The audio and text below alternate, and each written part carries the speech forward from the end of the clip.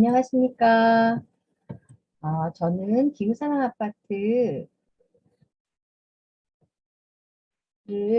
대해서 강의하게 된 강사 장선자입니다.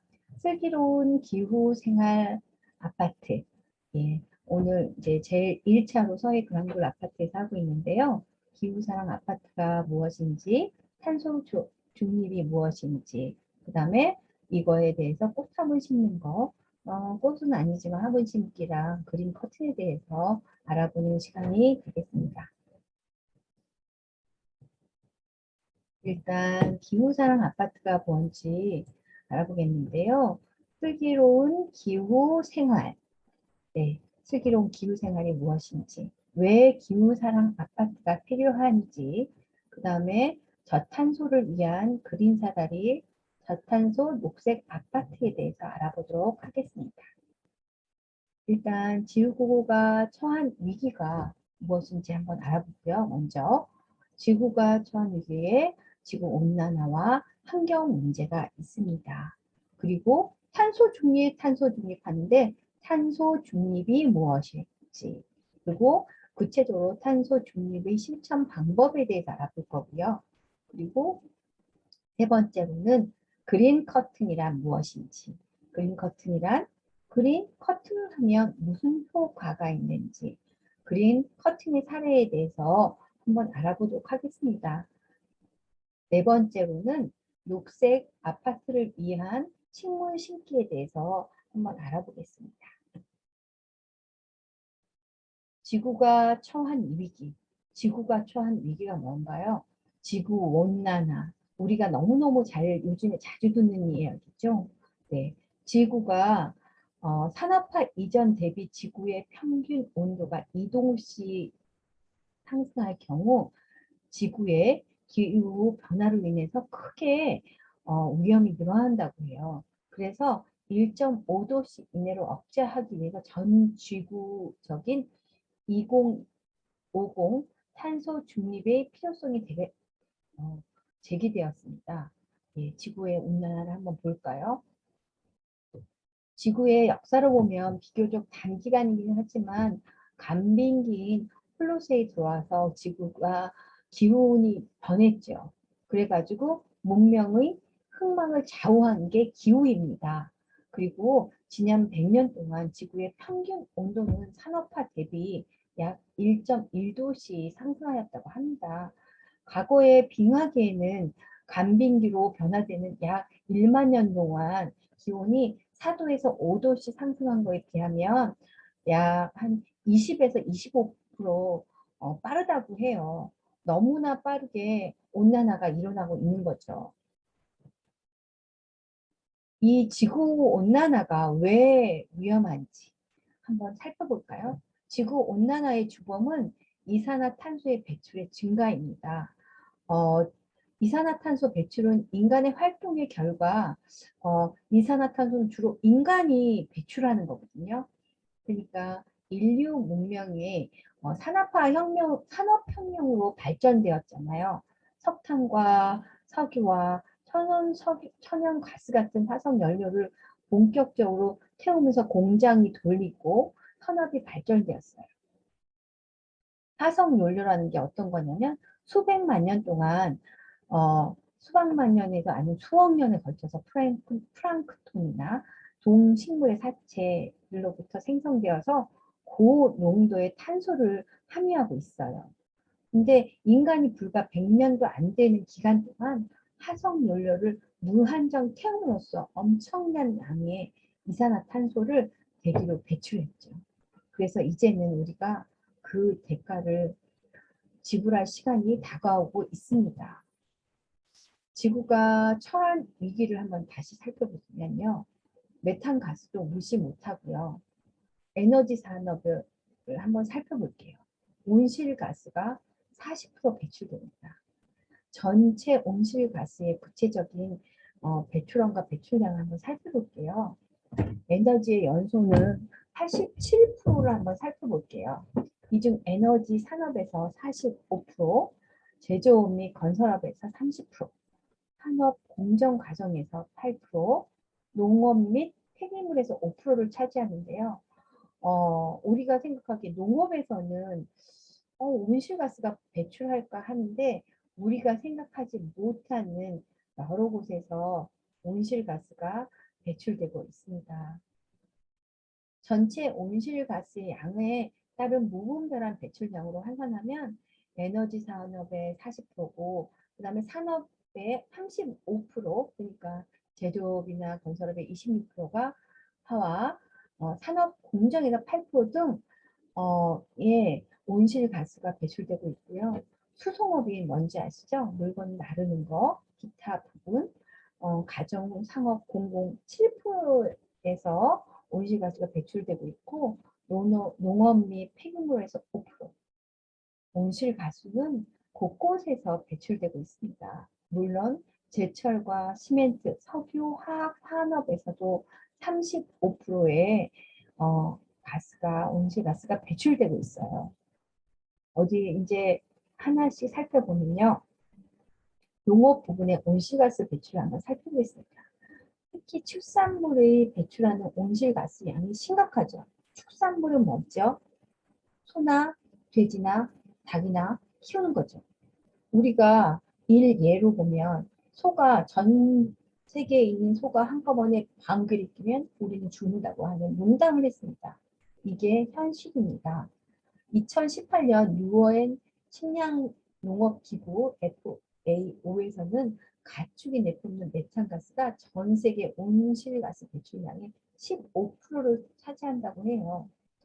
축산업을 위해서 열대 우림 지역을 또 태울 때마다 블랙 카본이라는 게 나오죠. 수검댕이에요. 이렇게 타면 나오는 거. 이것도 온실 효과의 큰 물질이라고 합니다. 벼농사는 전체 온실가스 배출에서 큰 비중을 차지하는 건 아니지만 그래도 저도 깜짝 놀랐는데요. 수생 재배 과정에서 뿌리와 물, 유기물의 화학 변화를 통해서 온실가스인 메탄을 생산한다고 합니다. 지금 이 그림을 잠깐 볼게요. 이렇게 잘 보일까요? 그림을 보면 한쪽에는 지금 땅이 메말라 있고 식물이 나무가 말라 있어요. 이쪽에는 푸른 식물이고 그 다음에 벼가 자라고 있죠. 지금 우리가 살고 있는 곳이 이렇게 푸르어도 나중에는 메말라서 이렇게 쫙쫙 갈라져서 식물이 살 수 없는 땅이 되는 거죠. 그러면 식물이 살 수 없는 땅은 우리도 살 수 있을까요? 살 수 없습니다. 그러면 기후 위기 대응에 대응을 어떻게 해야 되는지 한번 살펴볼게요. 탄소 배출과 감축과 욕망. 그러니까 욕망의 억제라는 게 뭐냐면요. 우리가 지금 맛있는 걸 많이 먹잖아요. 그러기 위해서 농작물도 많이 키우고 소고기도 많이 먹고 경제가 활성화되면서 사람들이 그렇게 되는데 그러면 가축을 키우게 되고 가축이 발생하는 탄소에 그 다음에 우리가 밥을 많이 먹게 되고 농업 기술이 발달하니까 밥을 많이 먹게 되면서 거기에서 우리가 다시 탄소가 많이 발생되면서 온실가스가 발생하게 되는 거죠. 네, 기후 위기에 녹색식물을 녹색 소비 생활 실천의 의미와 과제를 한번 보면요. 기후 위기가 왜 기후 위기인지 한번 볼게요. 제가 이거를 잘못 만져서 이렇게 됐네요. 네, 봄 장마, 봄에도 장마가 오죠. 여름철엔 폭우. 얼마 전에도 비가 때리더라고요. 유리창문을 때려가지고 갑자기 집뿐만 아니라 광명역이 잠기는 현상도 있고요. 그 다음에 폭염 너무너무 더워가지고 이렇게 더울 수가 없죠. 그래가지고 폭염으로 사망하는 사람도 있고 가을에도 여름에만 있던 장마가 가을 장마가 되기도 하고 우리가 새롭게 경험하는 날씨를 볼 때 우리나라도 이제 아열대 기후에 가 됐다고 생각하고요. 그 다음에 이전 가까이 겪고 있는 코로나19 상태에서도 코로나도 기후의 영향이지 않을까. 이 팬데믹의 현상도 우리의 또 하나의 경고이지 않을까 하는 생각이 듭니다. 기후 변화가 더 이상 손쓸 수 없는 티빙 포인트, 급 언점이 가까워지고 있는데요. 기후 위기 극복을 위해서 정부와 산업계, 시민들의 노력이 절실합니다. 지금 여기 곰을 보면 너무 안타깝죠. 네, 이거 조금 줄이고 싶은데 안 줄이지네요. 북극곰이 어디에 있나요? 예, 풀숲에 있어요. 털은 다 빠지고 삐쩍 마르고 북극곰이 살아야 하는 곳은 북극이고 빙하인데 이렇게 비가 와서 빙하가 녹아서 북극곰이 살 수 없는 곳에 살고 있어서 북극곰도 멸종에 가까워지고 있습니다. 일상을 위협하는 기후 위기는 환경의 오염과 기후 변화가 하도 떠오른 지 오래되었지만 사람들은 이런 환경과 오염의 변화를 자신의 일로 받아들이지 않죠. 그래서 2020년도에 얼마 안 됐죠. 우리가 겪었던 54일의 긴 장마, 그렇죠? 가을 태풍과 유럽의 폭염 죽는 사람도 많잖아요. 그 다음에 미국 캘리포니아와 호주에서 몇 달씩 발생한 대형 산불, 그 다음에 그린란드 빙하, 대륙 빙하가 지대가 높은데 거기에 비가 온 거예요. 그래서 빙하가 녹아서 이렇게 풀이 나는 거.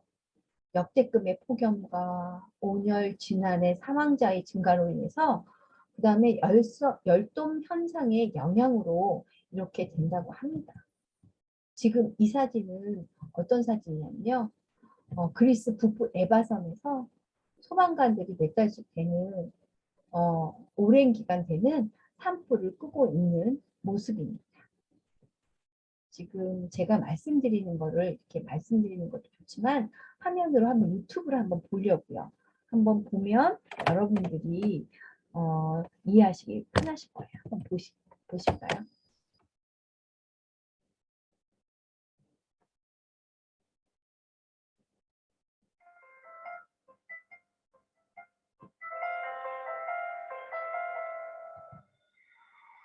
한화토탈과 한국기후환경 네트워크, 초록우산 어린이재단이 함께하는 함께해요 탄소중립 실천 캠페인.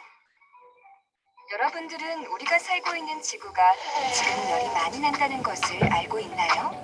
지구의 이산화탄소의 양이 증가하면서 지구의 기온이 올라가기 때문인데요. 그런데 왜 지구의 이산화탄소 양이 증가했을까요? 사람들은 편리한 생활을 위해 나무를 잘라서 숲과 생태계를 파괴하고 전기와 연료의 사용량이 늘고 일회용품을 많이 만들어내고 또 각종 폐수와 사람들이 버리는 쓰레기들로 인해 땅도 병들었어요. 그럼 아픈 지구를 위해 우리는 어떻게 해야 될까요? 지구가 열이 나지 않도록 우리 모두가 탄소 중립을 실천해야 해요. 탄소 중립? 탄소 중립은 무엇을 말하는 걸까요? 우리가 생활하면서 다양하게 발생하는 이산화탄소를 나무를 심어 숲을 조성하는 것처럼 이산화탄소를 흡수하는 활동을 통해 탄소 배출량과 흡수량을 같게 만드는 것을 바로 탄소 중립이라고 해요. 그럼 우리들은 탄소 중립을 위해서 어떤 것을 할 수 있을까요?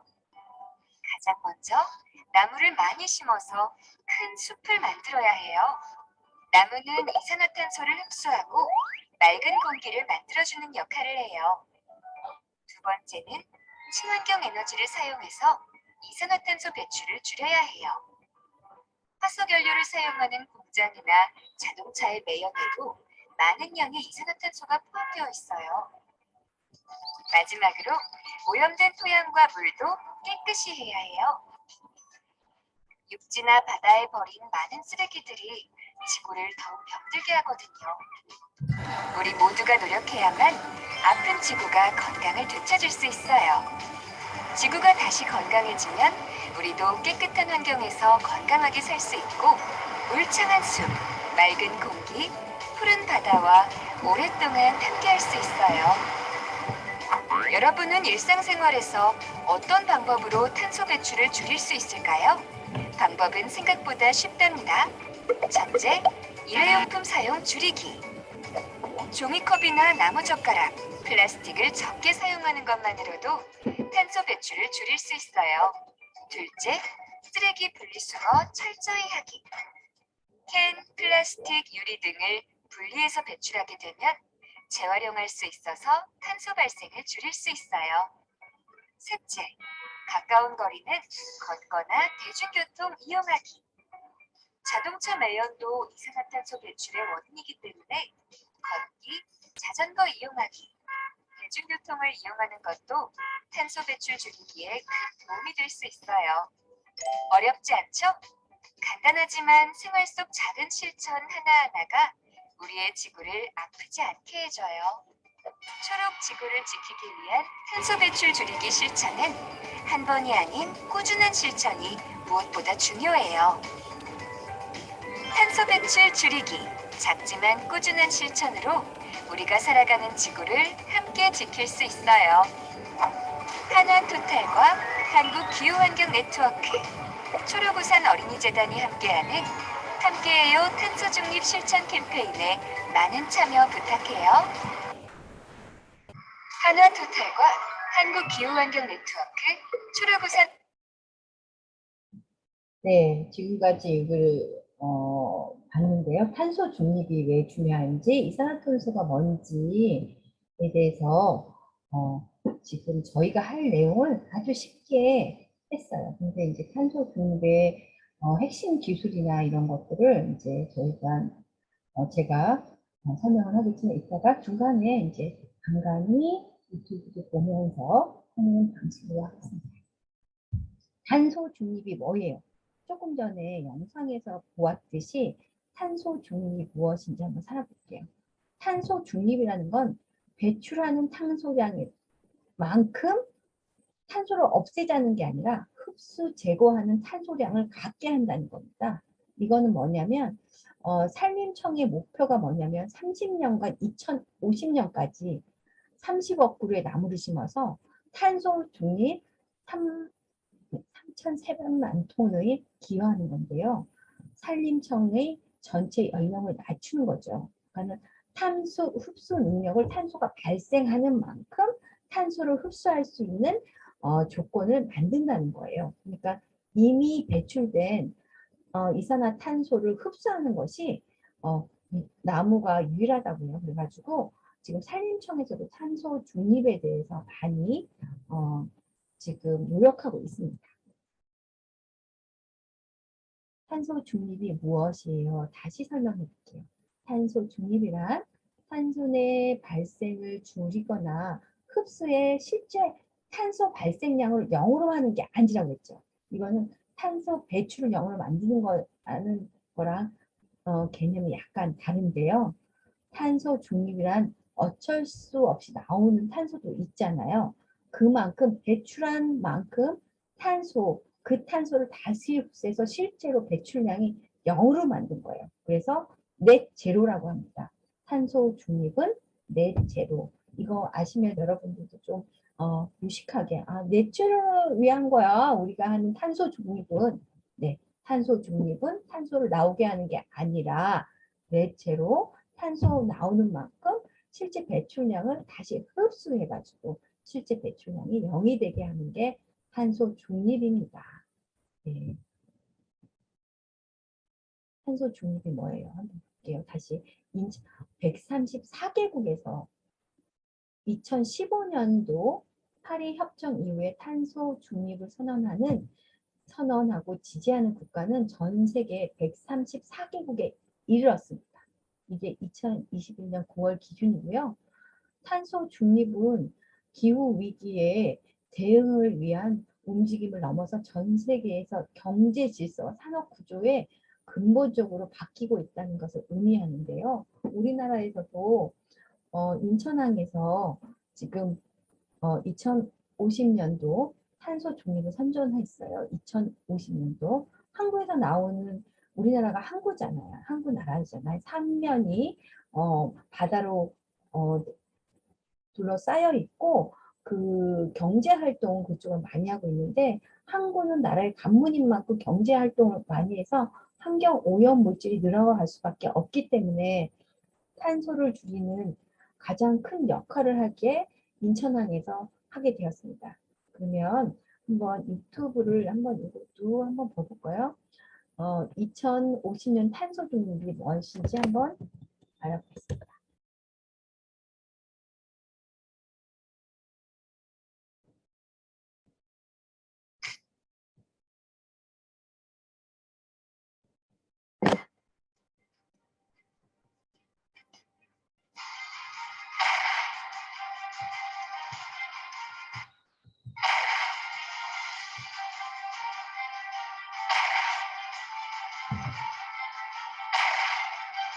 봄, 여름, 가을, 겨울 사계절이 뚜렷한 대한민국.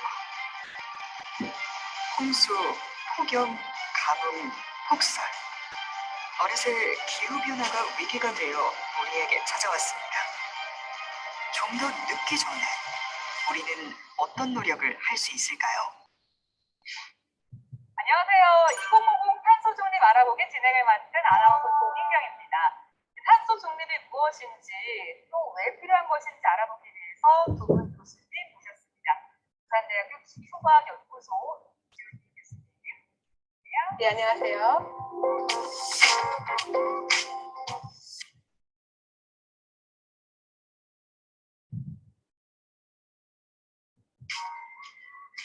네, 그리고 숙명여자대학교 기후환경융합학과 안영환 교수님이십니다. 안녕하세요. 네, 안녕하세요.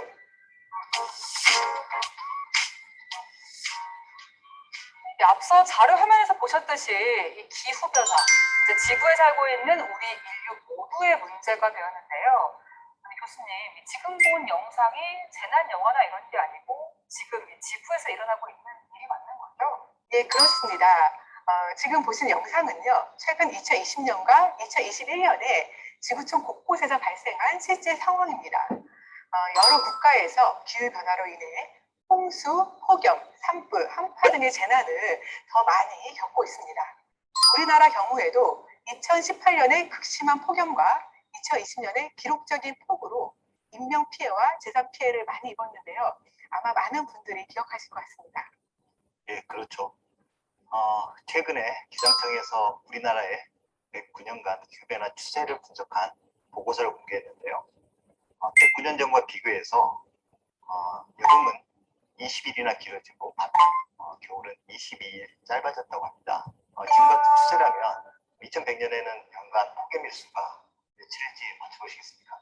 2100년이요. 한 80년 남은 건데 힌트가 좀 있을까요? 네, 매년 조금씩 바뀌긴 하지만요. 네. 2020년 같은 경우에는 이 폭염 일수가 한 10일 정도 됐습니다. 열흘이면 최소한 2배 정도는 그래도 늘어나지 않을까요? 20일 정도요? 안타깝게도 지금과 같은 기후온난화 추세로는 35.5일 정도 된다고 하네요. 우리가 더 오랫동안 힘든 폭염을 겪어야 하는 거죠. 35.5일이요. 와, 기후변화가 정말 심각하게 우리 곁에 바짝 다가와 있는 것 같습니다. 네, 이렇게 요즘 기후변화와 관련해서 가장 많이 언급되고 있는 이슈가 바로 탄소 중립인데요. 네, 그렇다면 도대체 탄소 중립이 무엇이고 왜 필요한지 어떻게 실현할 수 있을지 많은 분들이 궁금하실 텐데 함께 하나하나씩 풀어가 보았으면 좋겠습니다. 탄소 중립을 간단히 설명하자면 인간 활동에 의해 배출되는 온실가스의 양과 다양한 흡수원에 의해 흡수되는 양이 같아져서 더 이상 대기 중의 온실가스 농도가 상승하지 않는 온실가스, 이산화탄소를 말씀하시는 거죠?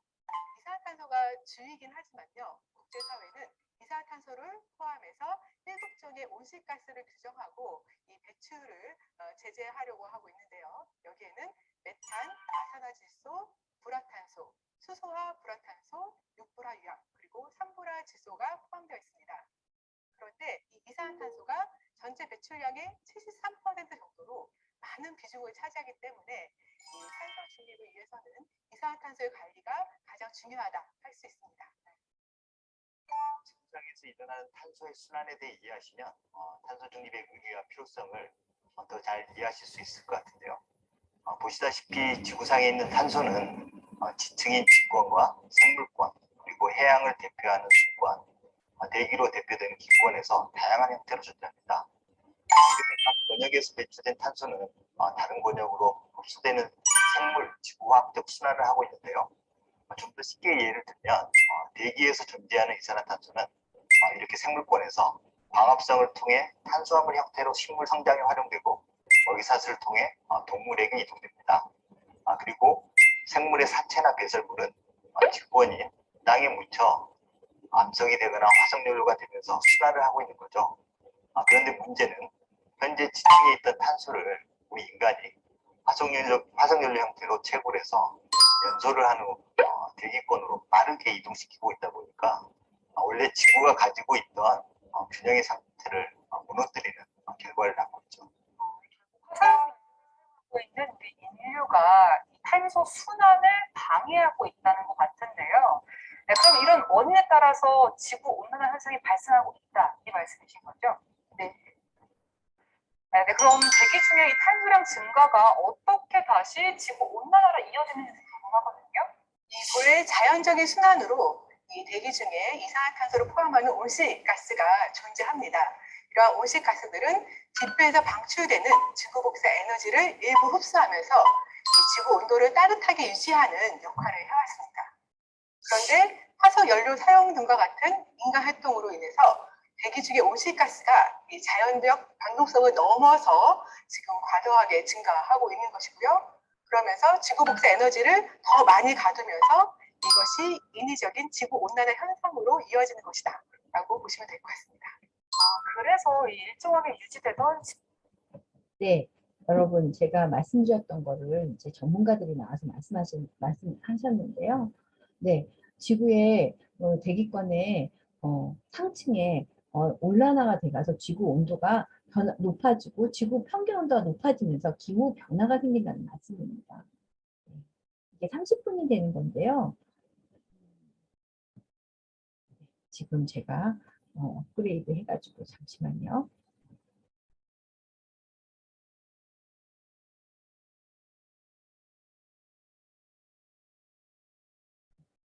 나중에 하겠습니다. 이게 제가 계정을 사양하는 입장에 대해서 일단은 뒤로 넘어가고 잠시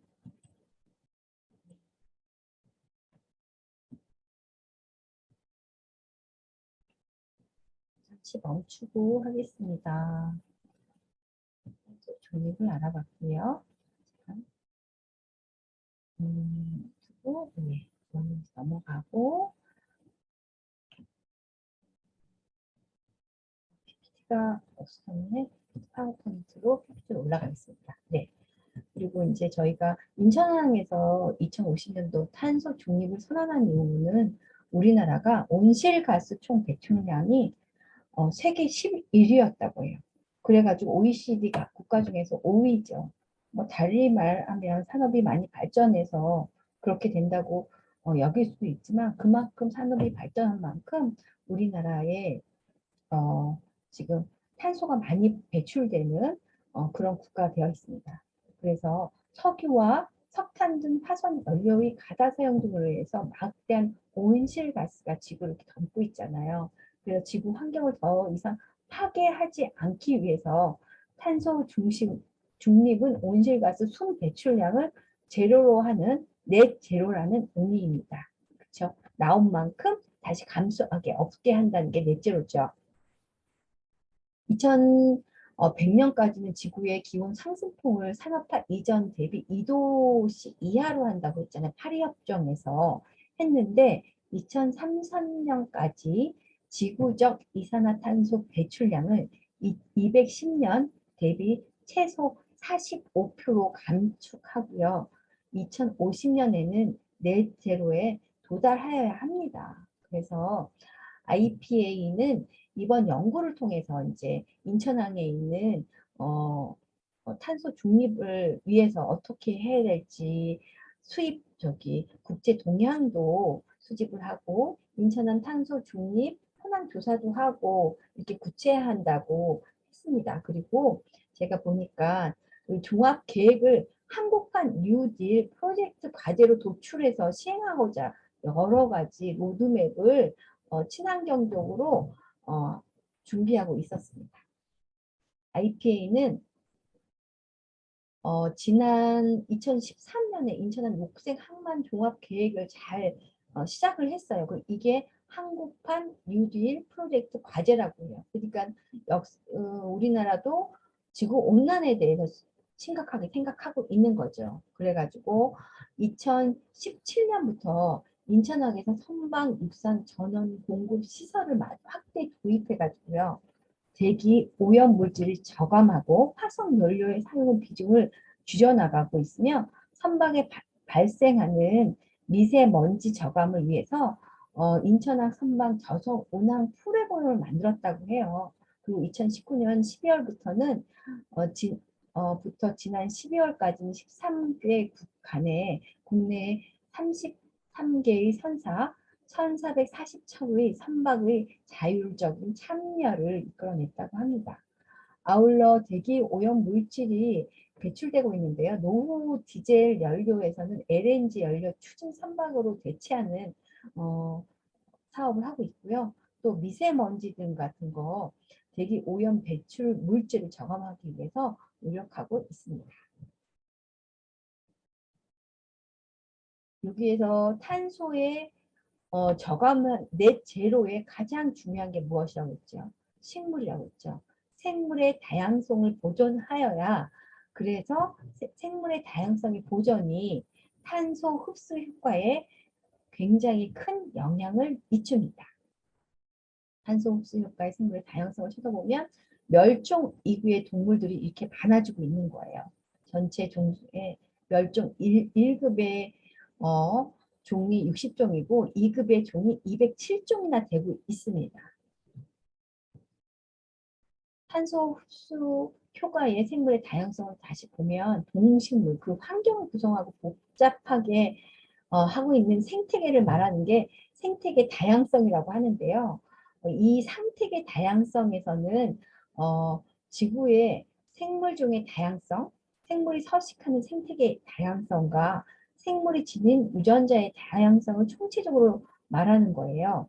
그래서 세계 여러 나라는 1993년도에 이런 생물 다양성 보존을 위해서 생물 다양성 협약을 CBD라는 것을 발표하게 돼요. 그래서 5월 22일은 생물 다양성의 날로 지정해 놓고 기념하고 있습니다. 생물의 멸종은 무엇일까요? 생물의 멸종은 이 세상에 존재하던 종이 사라지는 것을 말하는 건데요. 해양생물 연구자에 따르면 해양생물의 29%는 이미 멸종에 가까워 있고 2050년쯤 되면 전 세계가 산호초가 절멸한다고 합니다. 네, 죄송합니다. 대부분의 식용 해양식물이 사라질 거라고 하는데요. WWF 지구 생명 보고서를 보면요. 2020년도에 의하면 지구의 생태계의 건강 척도인 지구 생명 지수도 또한 LPI라고 하는데요. 1910년 70년 기준으로 해서 평균 68%가 감소되었어요. 그래서 전 세계적으로 서식지도 파괴되고 훼손되고 식물의 다양성이 지구에 80만 종이나 되는 동식물이 멸종이 된 거예요. 없어지는 거예요. 멸종 위기에 놓인 거예요. 인간의 활동의 땅의 75%, 바다의 66%가 심각하게 변화가 되었는데요. 이러한 멸종과 생태계 붕괴를 막기 위해서는 2030년까지 세계와 육지의 해양의 최소한 30%, 그 다음에 50년도에는 50%까지 보호해야 한다고 합니다. 이건 우리나라 멸종 위기의 종수의 변화에 대해서 나온 건데요. 파충류, 양서리, 곤충류 같은 경우는 육상의 이제 식물 같은 경우 92종이 없어졌고요. 그 다음에 포유류도 194종, 어류도 203종, 점점점 이렇게 1989년도에 92종이었던 게 2017년도에는 보니까 246종이 자꾸 종수가 변화가 되는 거죠. 멸종 위기의 종수가 되었습니다. 여기 갯벌에 대해서 나왔는데요. 사실 숲도 중요하지만 우리나라 같은 갯벌이 있는 나라가 드물다고 해요. 그래서 근데 갯벌을 새만금 같은 경우는 제가 메꿔가지고 땅을 만들었잖아요. 거기에는 진짜 해양 생물과 수많은 미생물들이 많이 살고 있는데 그거를 우리나라는 메꿔서 땅을 만들어서 산업을 발전시킨 걸 잘한다고 하지만 세계에서는 굉장히 안타까워한다고 해요. 탄소의 저감은 숲보다 갯벌이, 그러니까는 해양 퇴적물에 의해서 50배. 그 다음에 갯벌은 1908톤에 흡수한다고 해요. 1km 제곱미터의 갯벌에선 연간. 그러니까 지금 잘 생각을 해야죠. 눈에 보이는 땅을 매립해서 산업을 발전시키고 건물을 짓고 공장을 짓는 것보다는 우리 연수구도 보면 송도 같은 경우는 갯벌을 매립한 지역이잖아요. 그래서 참 안타까운 게 많죠. 그게 지금은 어떻게 될지 모르지만 사실 이러한 온실가스에서는 가스를 흡수하는 생태적인 면에서는 옳지 않다고 볼 수 있습니다. 우리나라 이제 시나리오는요, 점점점 이제 정책과 탄소 중립을 이렇게 실천하면 나중에 2050년도에는 점점점 온실가스도 줄고 헌정책 이게 헌적의 정책을 계속 지속하면 탄소 중립이 많이 좋아질 것 같아요. 그게 목표입니다. 숲이라는 거는 세계 자원에서 이제 우리나라 가장 중요한 게 뭐라고 했어요? 숲이 탄소 중립에 중요한 거라고 했잖아요. 지구 표면의 50,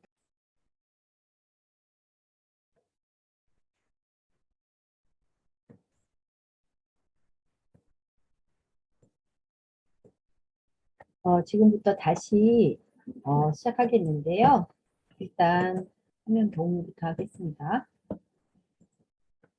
네, 숲에 대해서 다시 한번 알아보겠습니다. 네, 숲은 세계자원연구소의 WRI에서는 코로나19로 경제적 활동이 위축된 2020년도에 더 세계 열대우림이 훼손되었다고 해요. 그 훼손 퍼센티지는 15%가 더 증가했는데요. 그 이유가 뭘까요? 경제 활동이 어렵고 그다음에 난방용품을 살 수가 없고 그러니까 숲을 훼손해서 그것을 사용한 것입니다. 네. 지구의 표면의 50% 이상 뒤덮고 있던 숲이 31%까지 줄어들었습니다.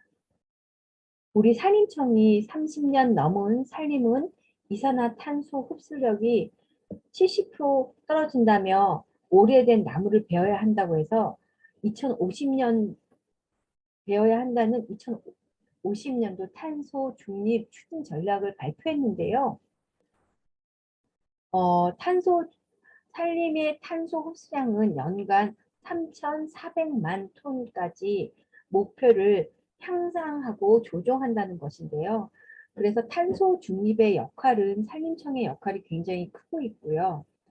탄소 중립 추진 전략은 시민사회의 문제를 제기에 따라서 전략을 다시 보완하겠다고 이제 밝혔는데 핵심 논란은 벌목사물 확대의 탄소 중립으로 포장한 데 있다고 합니다. 근데 크고 오래된 나무일수록 이산화탄소 흡수 능력을 뛰어나다고 하는데 왜 능력이 떨어진다고 해서 숲을 나무를 베어야 한다고 했는지 참 이상하죠. 그래서 이건 이제 네이처 2018년 네이처에 나오는 내역이에요. 식물은 시간이 지나도 성장이 계속되고 이산화탄소를 더 많이 축적하거든요. 그리고 뿌리가 깊고 잎의 총 면적이 넓어 에너지를 얻는 데 유리하기 때문이에요. 숲은 800년이 지나도 우수한 탄소의 흡수원입니다. 공기와 물을 정화하고 영양 물질의 순환과 식물의 서식해가 되어준다고 해요. 오래된 숲은 생물의 원천이며 탄소를 저장하여 기후 위기 때 그 대안의 역할을 한다고 합니다. 이거는 한번 볼까요? 그림에서 이렇게 나타나는 건데요. 집 4개에서 이산화탄소에 발생하는 것을 없애려면 나무가 100m하고 100m 정도의 빼곡히 스며져 있는 나무가 있어야 된다고 해요. 자동차 하나에서 발생되는 이산화탄소도 마찬가지로 100m와 100m 사이에 빼곡히 심어진 나무들이 필요합니다. 그래서 우리가 일상적으로 우리가 생각해야 할 것이 무엇이냐면 어, 생활 속에서 작은 실천이 우리가 탄소 중립에 커다란 역할이 된다는 것을 알아야 하고요. 우리가 생각지도 못하던 부분에서도 많은 탄소가 나오고 있고 그 실천하는 방법을 알아보도록 합시다. 네, IPCC. 예, 이거는 어디냐면요.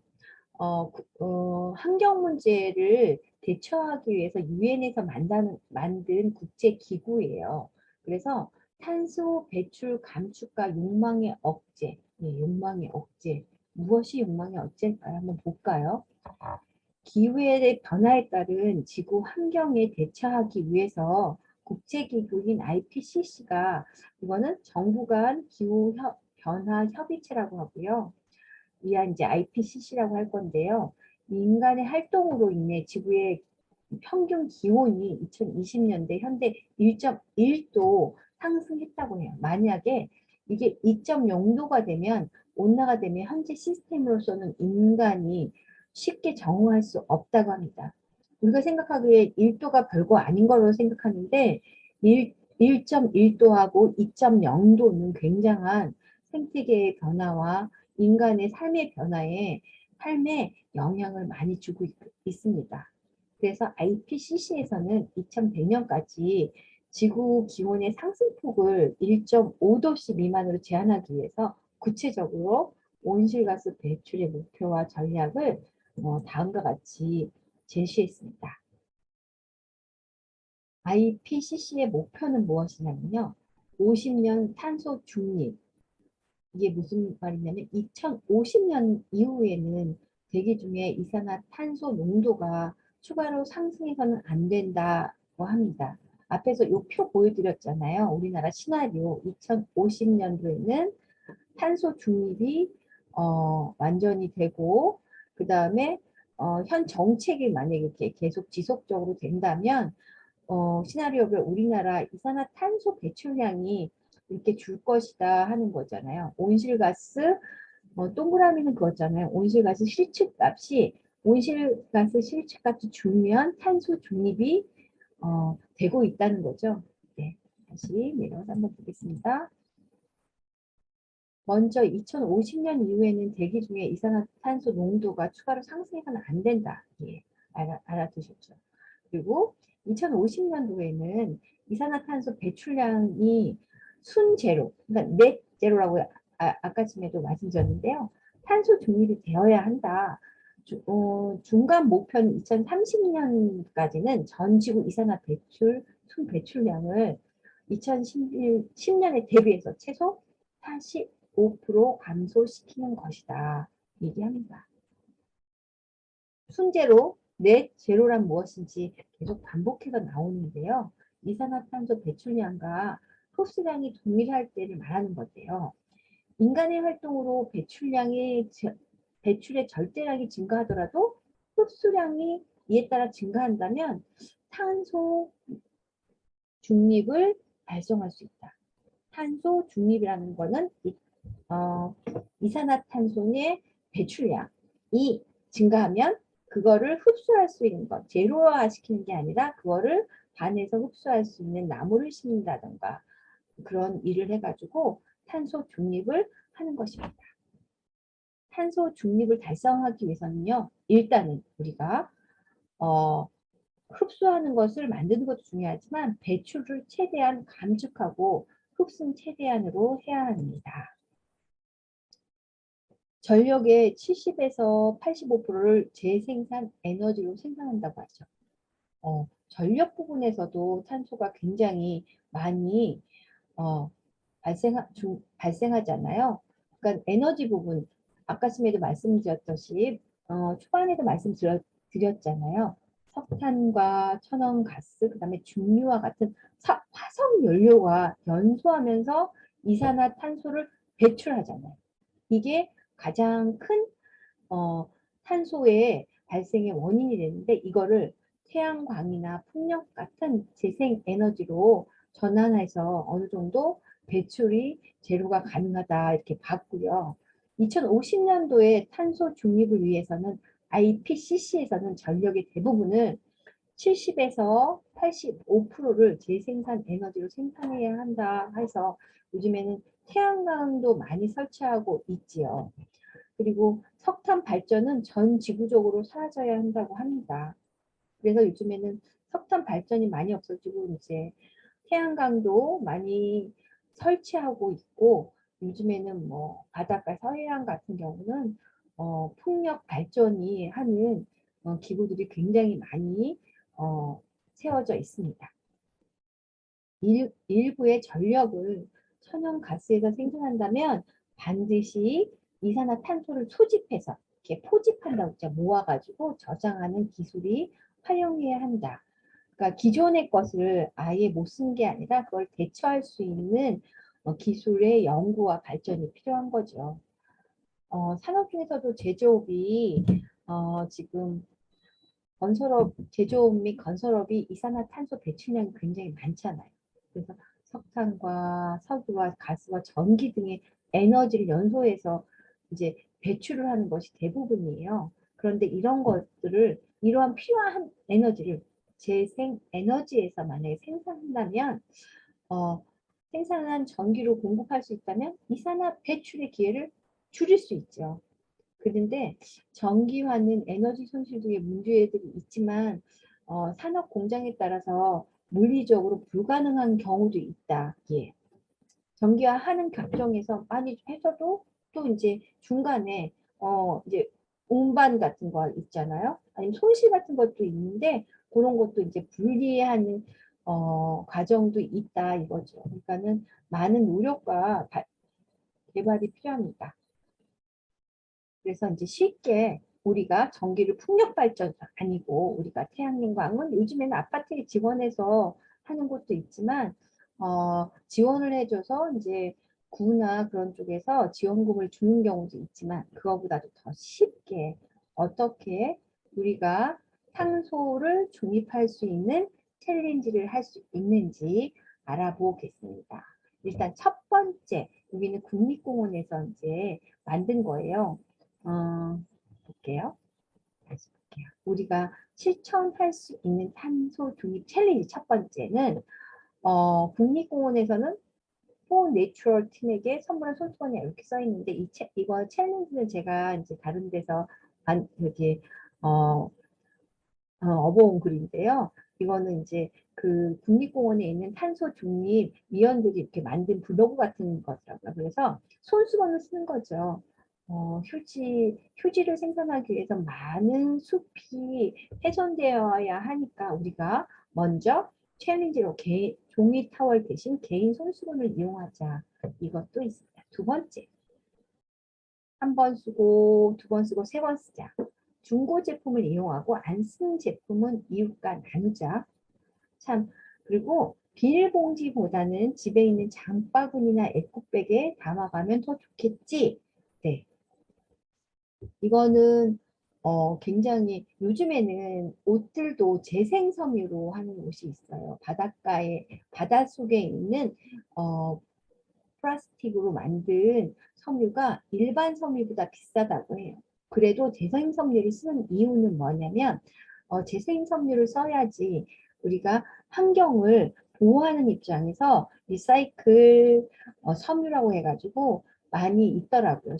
요즘에는 자주 볼 수 있는 게 리사이클 재생 섬유라는 거 있습니다. 그래서 옷도 요즘에는 패스트 패션 해가지고 옷들도 굉장히 많이 바뀌고 자주 사 입고 하는데 보니까 탄소 중립에 가장 우리가 쉽게 할 수 있는 거는 인간들이 많이 먹고 많이 먹는 거하고 많이 쓰고 많이 쓴다는 것은 옷 같은 것도 많이 쓰고, 그다음에 휴지도 많이 쓰고, 비닐도 많이 쓰고, 그리고 자주 사고 버리고, 이런 것들이 우리 환경을 오염시키는 기본 원인이 되었던 것입니다. 그러니까 한 번 쓰고, 두 번 쓰고, 세 번 쓰자. 제가 이 수업을 준비하면서 이제 유튜브를 하나 봤어요. 환경을 가르치는 선생님의 유튜브인데요. 그분은 비닐봉지를 1년에 4개를 쓰신다고 하더라고요. 그러니까 계속 제가 그래서 어떻게 4개를 쓰실까 보니까 계속 닦아서 쓰시는 것 같아요. 좀 튼튼한 비닐봉지겠죠. 뭐 지퍼백 같은 거, 그런 게죠. 그런 거를 1년에 4개밖에 안 쓰신다고 하더라고요. 안 쓸 수는 없으니까 쓰려면 그렇게 닦아서 쓰고 텀블러 쓰고 개인 텀블러나 이런 거 쓰는 거에서 환경 교육을 하시고 실천하시는 선생님이 남자분이셨는데 굉장히 제가 가슴에 와닿았어요. 그리고 좀 반성도 많이 했습니다. 세 번째는 우리 것이 좋은 것이요. 로컬 푸드라고 하죠. 요즘에는 그 지역에 있는 물건을 애용하는 건데요. 그리고 우리나라에 있는 식자재뿐만 아니라 내가 살고 있는 근처에 있는 이제 음식을 식품 같은 것을 이용하는 거죠. 그 이유는 뭐냐면 자동차로 운반하면 거기에서 이산화탄소가 발생하고 온실가스가 배출되는데 이거를 내가 살고 있는 지역에서 하면 이것도 탄소 배출에 줄일 수 있는 역할을 한다고 하고요. 여기서 보니까 여기 같이 챌린지한 팀인 것 같아요. 화분에 파도 심고 허브도 심어서 직접 키워 먹고 있어요. 파테크라고 하죠. 그렇죠. 파가 비쌌을 때 아마 쓰신 것 같아요.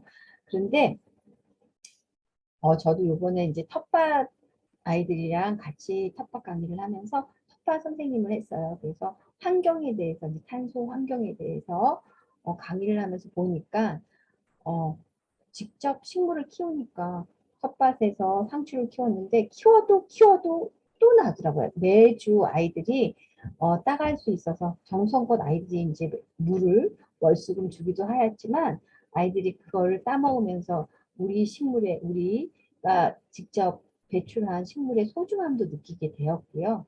그리고 아이들이 탄소 중립을 위해서 농약 쓰지 않는 거, 생태적으로 식물 키우는 거, 그런 것들을 다 했어요. 그래서 어, 아이들이 각각 상추는 키우고 상추도 키우면서 그다음에 토마토, 그다음에 고추, 오이, 허브를 키웠는데 그때마다 이제 병충해가 생기잖아요. 응애도 생기고 그럴 때마다 우리 토양을 오염시키지 않는 친환경적인 아이들을 위해서 마요네즈 방제액 같은 거 아니면 너무 심할 때는 주방세제 조금은 넣고 흔들어 가지고 그 응애나 그런 거 진딧물 같은 거 퇴치를 했는데요. 의외로 잘 됐습니다. 그래서 아이들이 이제 오이 키우는 아이들은 진짜 오이가 호박마다처럼 해서 열렸어요. 이런 것들도 가장 중요하고 아이들이 상추를 따갈 때 비닐봉지에 따가지 않고 자기 집에서 담아갈 그릇을 가져왔는데 어떤 아이들 같은 경우는 집에 있는 반찬 그릇을 가져온 아이도 있고 어떤 아이는 일회용품을 먹었나 봐요. 근데 그걸 여러 번 씻은 것 같더라고요. 그 그릇을 가져와서 거기다 담아가는 아이도 있었습니다.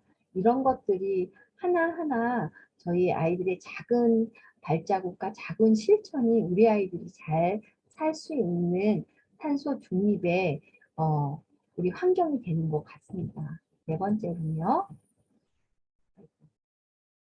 디지털 탄소 발자국을 줄이자. 저는 이게 굉장히 와닿았어요.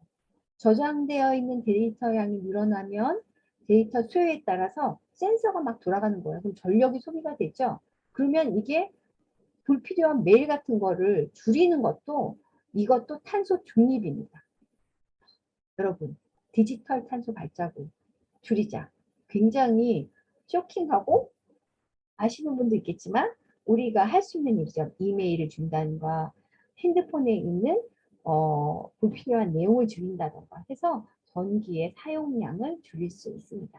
여러분도 한번 실천해 보시죠. 오늘 불필요한 메일 정리하시고요. 그리고 또 사진 같은 거 한번 잘 건지려고 100장, 200장 찍잖아요. 저 같은 경우도 여러 장 찍는데요. 하다 보면 그냥 두는 경우가 많아서 막 갤러리가 꽉 찬 경우가 있어요. 그래서 그것도 좀 정리하시고 하면은 여러분들한테 디지털 탄소 중립 챌린지를 하실 수 있는 기회가 됩니다. 드디어 우리가 하고 있는 그린 커튼이라는 게 나왔어요. 이건 수원에서 한 굉장히 좋은 사업인데요. 그린 커튼이라고 해요. 여기는 이제 호박이나 아니면 이렇게 덩굴 식물을 심은 거예요. 그래서 이제 밧줄 같은 거 이렇게 연결을 해가지고 밑에서부터 여기는 하나의 화분이고요. 연결한 줄에 따라서 이렇게 타고 올라가는 게 이게 그린 커튼입니다. 사실은 아파트에서는 만약에 한다면 한 집의 창문을 가려야 하는 상황이기 때문에 굉장히 고민을 많이 하시고 이 사업을 하셨는데요. 우리는 그린 커튼 대신 이제 우리도 어떤 모습으로 할지 한번 살펴봅시다. 예. 그린 커튼이 뭔지 한번 알아볼게요. 건물의 창가에 녹색 식물, 나팔꽃이나 풍선초, 풍선초라는 건 이렇게 풍선처럼 생겼는데 연두색이에요. 그리고 덩굴식물이에요. 나팔꽃도 이렇게 덩굴이 이렇게 덩굴송이 있죠. 그래서 올라가면서 꽃이 피어서 아름답게 보이는 게 그런 녹색 식물을 식재라는 거고요. 이런 거 같은 경우는 여름철에 태양광을 차단하는 역할을 해주고 굉장히 시원해요. 그래서 녹색 커튼이라고 해요.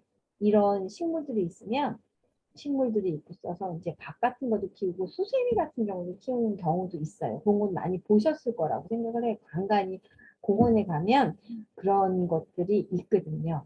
그래서 이런 그린 커튼의 효과를 보면 여름철 태양광을 차단하면서도 실내 온도 상승을 이렇게 좀 막아줘.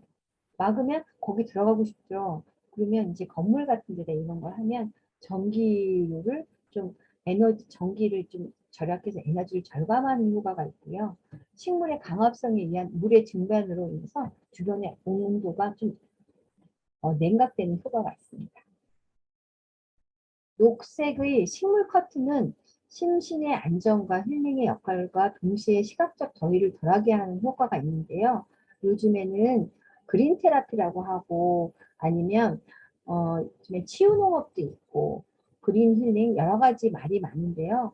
그린이라는 거는 일단 그런 말도 있잖아요. 눈이 좋아서 아이들한테 공부할 때 이런 말씀 하시죠.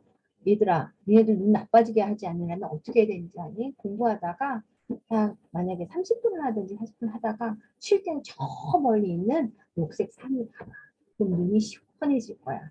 그런 말 들어보셨을 거예요. 아니면 그런 말 하시고 계실 거고요. 그렇게 녹색은 눈의 이제 피로를 풀어주는 역할도 하고요. 그 다음에 식물을 보면 그린이 자연 색깔이잖아요. 인간은 자연에서 와서 자연으로 가기 때문에 굉장히 자연스러운 게 인간이거든요. 그래서 녹색의 그리움이라는 표현도 있고 녹색이라는 거는 심신을 안정시켜주는 역할을 합니다. 자연스럽고 인위적이지 않기 때문에 그런 역할을 합니다. 그 다음에 하층 외부 신호를 차단 효과와 그다음 이 그린 커튼이 도로변의 소음을 감소하고 또 먼지도 차단하죠. 이거는 식물의 역할이기도 하는데요. 인면이 넓으면 먼지 차단에는 효과가 있습니다. 또 작물에 따라서 계절별로 이제 경관을 제공을 하기도 해요. 그린 커튼은. 그래서 이제 저희가 이제 맨 처음에 준비할 때는 뭐 웨이브 패치니아나 이런 것들 생각을 해봤는데요. 그린 커튼 이렇게 내리면 거기에서 이제 살랑살랑 바람 불 때마다 예쁜 그런 모양도 있습니다. 자외선으로 인한 인테리어 건물 노화와 부식을 감소하는 역할도 합니다. 자외선이 많이 세지면 건물의 색도 낡고 건물이 부식할 수 있는데 그런 거에 차단하는 그 상쇄하는 효과가 있고요. 태양 에너지의 실내 유인문 복사열을 차단한다. 같은 말인데 여러 가지 그 언어적 표현으로 한 거예요. 그러니까는 시원하다는 말이죠. 복사열 차단해서 시원하다는 말입니다. 그린 커튼을 한번 볼까요? 네. 이게 이제 이게 시연시청에서 있는 그린 커튼에 대해서 잘 정리해 놓은 자료를 제가 가져와서 한 건데요. 그린 커튼은 이제 햇볕이 딱 들면 복사열이 집안을 들어오면 집안이 굉장히 뜨거워지죠. 그래서 에어컨을 켜야 되고 선풍기를 켜야 하는 역할을 하는데 에너지 흐름의 모식도가 변하는 거예요. 햇볕이 왔는데 짱! 어디? 그린 커튼 식물한테 반사가 되면 얘네들은 과합성을 하죠. 그래서 식물이 성장하면서 크면서 그린 커튼을 형성하면 집안이 서늘하게 되는 역할을 합니다. 네, 그 밑에도 보면 열환상 카메라로 이렇게 한 거예요. 그래서 이렇게 햇볕이 있는 곳과 그 다음에 그린 커튼이 있는 곳과 없는 곳의 온도 차이가 무려 15도라고 해요. 야, 괜찮죠? 그러니까 좋은 것 같아요.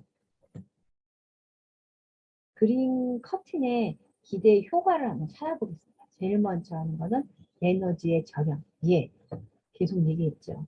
냉방장치 사용을 줄이면 냉방장치 사용이라는 건 뭐예요?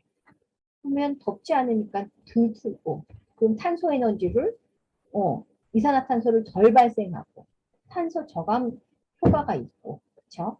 그래서 종로구 중계 2, 3동의 주민센터에서 2015년 대비 그린 커튼 설치했다가 2016년도 폭염에도 전기요금이 730원 뺏기 증가하지 않았다고 합니다.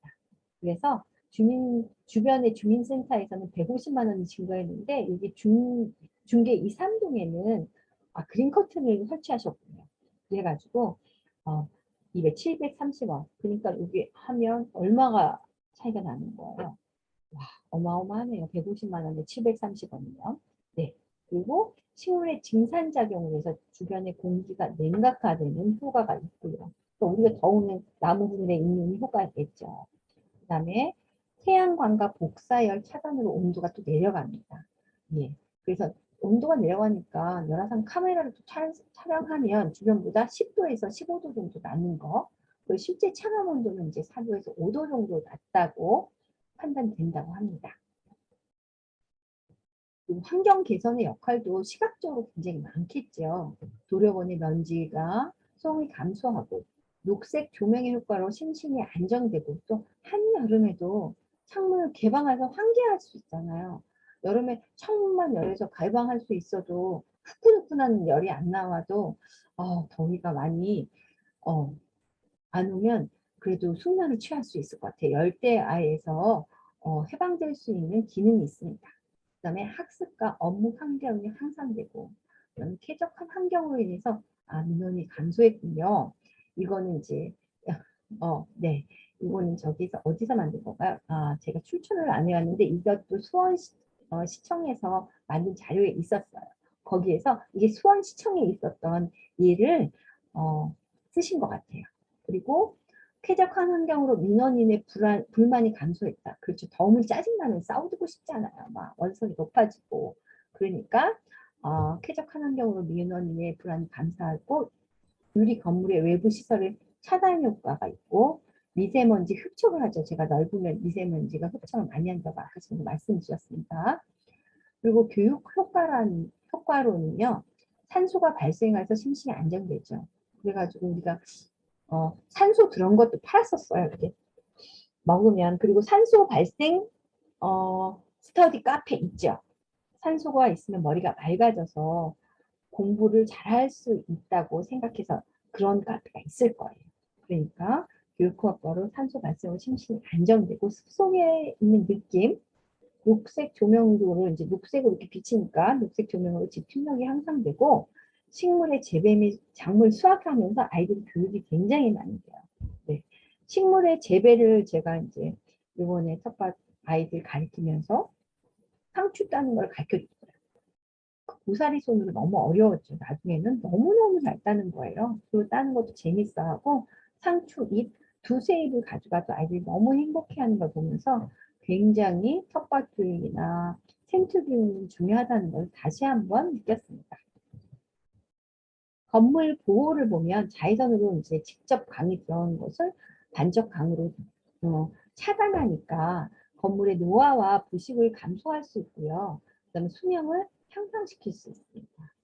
그리고 우리 건물의 반사광이나 복사열로 인해서 주변이 민원이 많죠. 눈이 부시고 따뜻한 저기 힘든데 더운데 그거에 대해서 민원의 감소를 느꼈습니다. 적용 분야는 이제 그린 커튼은 이제 관공서나 학교나 어린이집, 유치원, 주택, 기타 에너지 비효율 건축에서 하고 있는데요. 지금 학교에서도 그린 커튼 사업을 굉장히 많이 하고 있어요. 아이들한테 조롱박 같은 것도 이제 너무 높지 않은 거는 수세미, 조롱박 이런 것도 키우기도 하고요. 풍선초도 하면 굉장히 재밌을 것 같아요. 풍선초가 굉장히 귀엽고 예쁘거든요. 그러니까 예. 여기 그린 커튼의 사례를 한번 볼게요. 이게 웨이브 페추니아예요. 이거 웨이브 페추니아고 여기가 무엇을 했는지 풍선초를 했는지 이런 거를 해서 열매가 있다고 했었거든요. 네, 우리가 기후사랑 아파트에 우리가 심을 이게 아이비 화분입니다. 비록 커다랗게 해가지고 저희가 그린 커튼으로 내리진 않지만 그래도 이 아이비 화분을 이제 창가에 심어 놓으면 그 햇볕이 오는 것을 가려줄 수도 있고요. 아이비 화분 같은 경우는 어떠냐면 번식이 굉장히 잘 되고 그래도 잘 클 수 있는 식물이에요. 하나는 이제 제가 알려드릴 건 뭐냐면요. 얘는 식물은 가장 성장 조건에 중요한 것 중에 하나가 맨 처음에는 이제 바람, 물, 햇볕이잖아요. 햇볕하고 물하고 되게 중요하죠. 근데 가장 중요한 것 중에 하나도 바람이에요. 바람을 잘 통하게 해야지 응애가 안 생기고 진딧물이 안 생기고 그런데 사람들이 보통 이제 문을 닫아두거나 아니면 에어컨이 있는데 실외기 있는데 식물 두면 안 되겠죠. 뜨거우면 얘네들도 익습니다. 뿌리가 뜨거울 때 그냥. 그리고 이제 식물도 물을 먹을 때 먹고 싶어 하는 시간이 있어요. 식물 같은 경우도 딱 일어나면 저희도 배고프죠. 식물도 배고파요. 시원할 때 물을 주시면 좋아요. 그런데 식물에 물 주는 방법이 굉장히 중요한데요. 식물은 지금 이렇게 저희가 이제 아이비에 대해서 알려드리고 제가 동영상이나 아니면 이제 실제로 보여드릴 건데요. 지금 한번 다시 얘기해 드릴게요. 말씀드릴게요.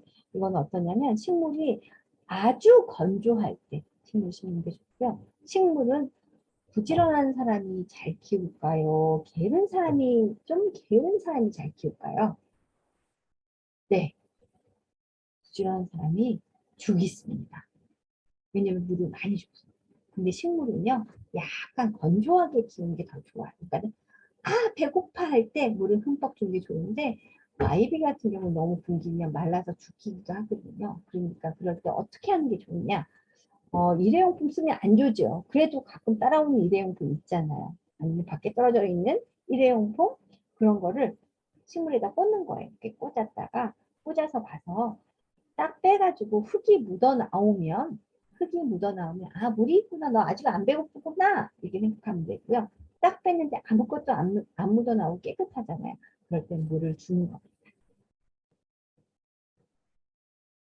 우리가 이제 기후사랑 아파트 화분거리 심기를 할 건데요. 이 화분거리에 이제 필요한 재료를 한번 알려드릴게요. 일단은 이게 아이비인데 지금 처음에는 아이비를 했지만 다른 식물로 이제 계절에 따라서 이제 교체할 수 있습니다. 그리고 이제 화분도 아이비 이렇게 줄일게요. 아이비 하고 이게 화분이 있는데요. 지금은 이제 첫 번째 준비한 건 거리 화분이에요. 이 거리 화분 같은 경우는 친환경으로 막근으로 이렇게 걸려서 엮어서 만든 거고요. 속에는 근데 물이 밖으로 새지 않게 했어요. 일단 우리가 아파트 외벽에다가 이제 난간에다 한번 걸을 건데 혹시 물이 떨어져서 아파트 유리창이나 뭐 흙물이 떨어질 수 있고요. 그런 거를 예방하기 위해서 이렇게 막힌 걸로 저면 관수역법으로 식물을 심을 겁니다. 여기에 보면 이렇게 보면 세척 마사토 있죠. 마사토도 있고 여기 보면 전문가용 예쁜 혼합토도 있습니다. 그리고 수품이나 모종삽 있으면 식물을 심기에 좋습니다. 자, 그래도 우리가 이제 이번에는 아이비를 심으니까 아이비에 대해서 좀 알아보겠습니다.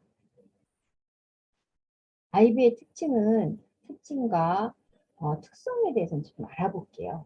영국에서 미국으로 이주갈 때 가져온 곳이라고 해서 일반적으로 English 아이비 들어보셨을 거예요. 원래는 아이비를 헤데라라고 불렀어요.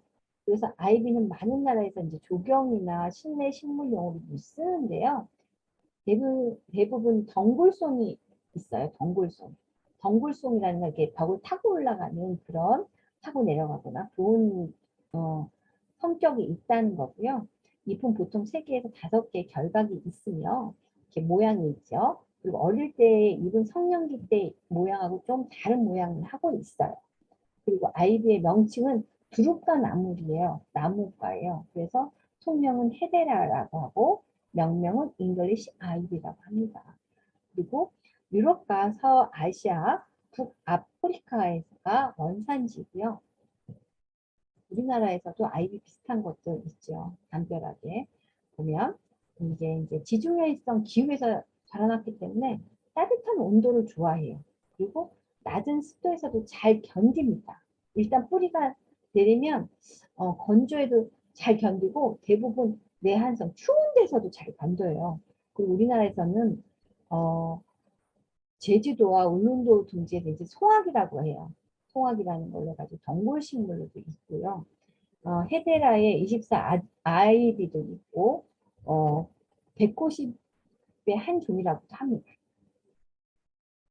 아이비의 재배법에 대해서 이제 한번 알아볼게요. 강과 온도인데요. 빛과 또 온도라고 하죠. 보통 헤데라는 광도가 16,000 룩스에서 27,000 룩스인 온실에서 재배된다고 해요.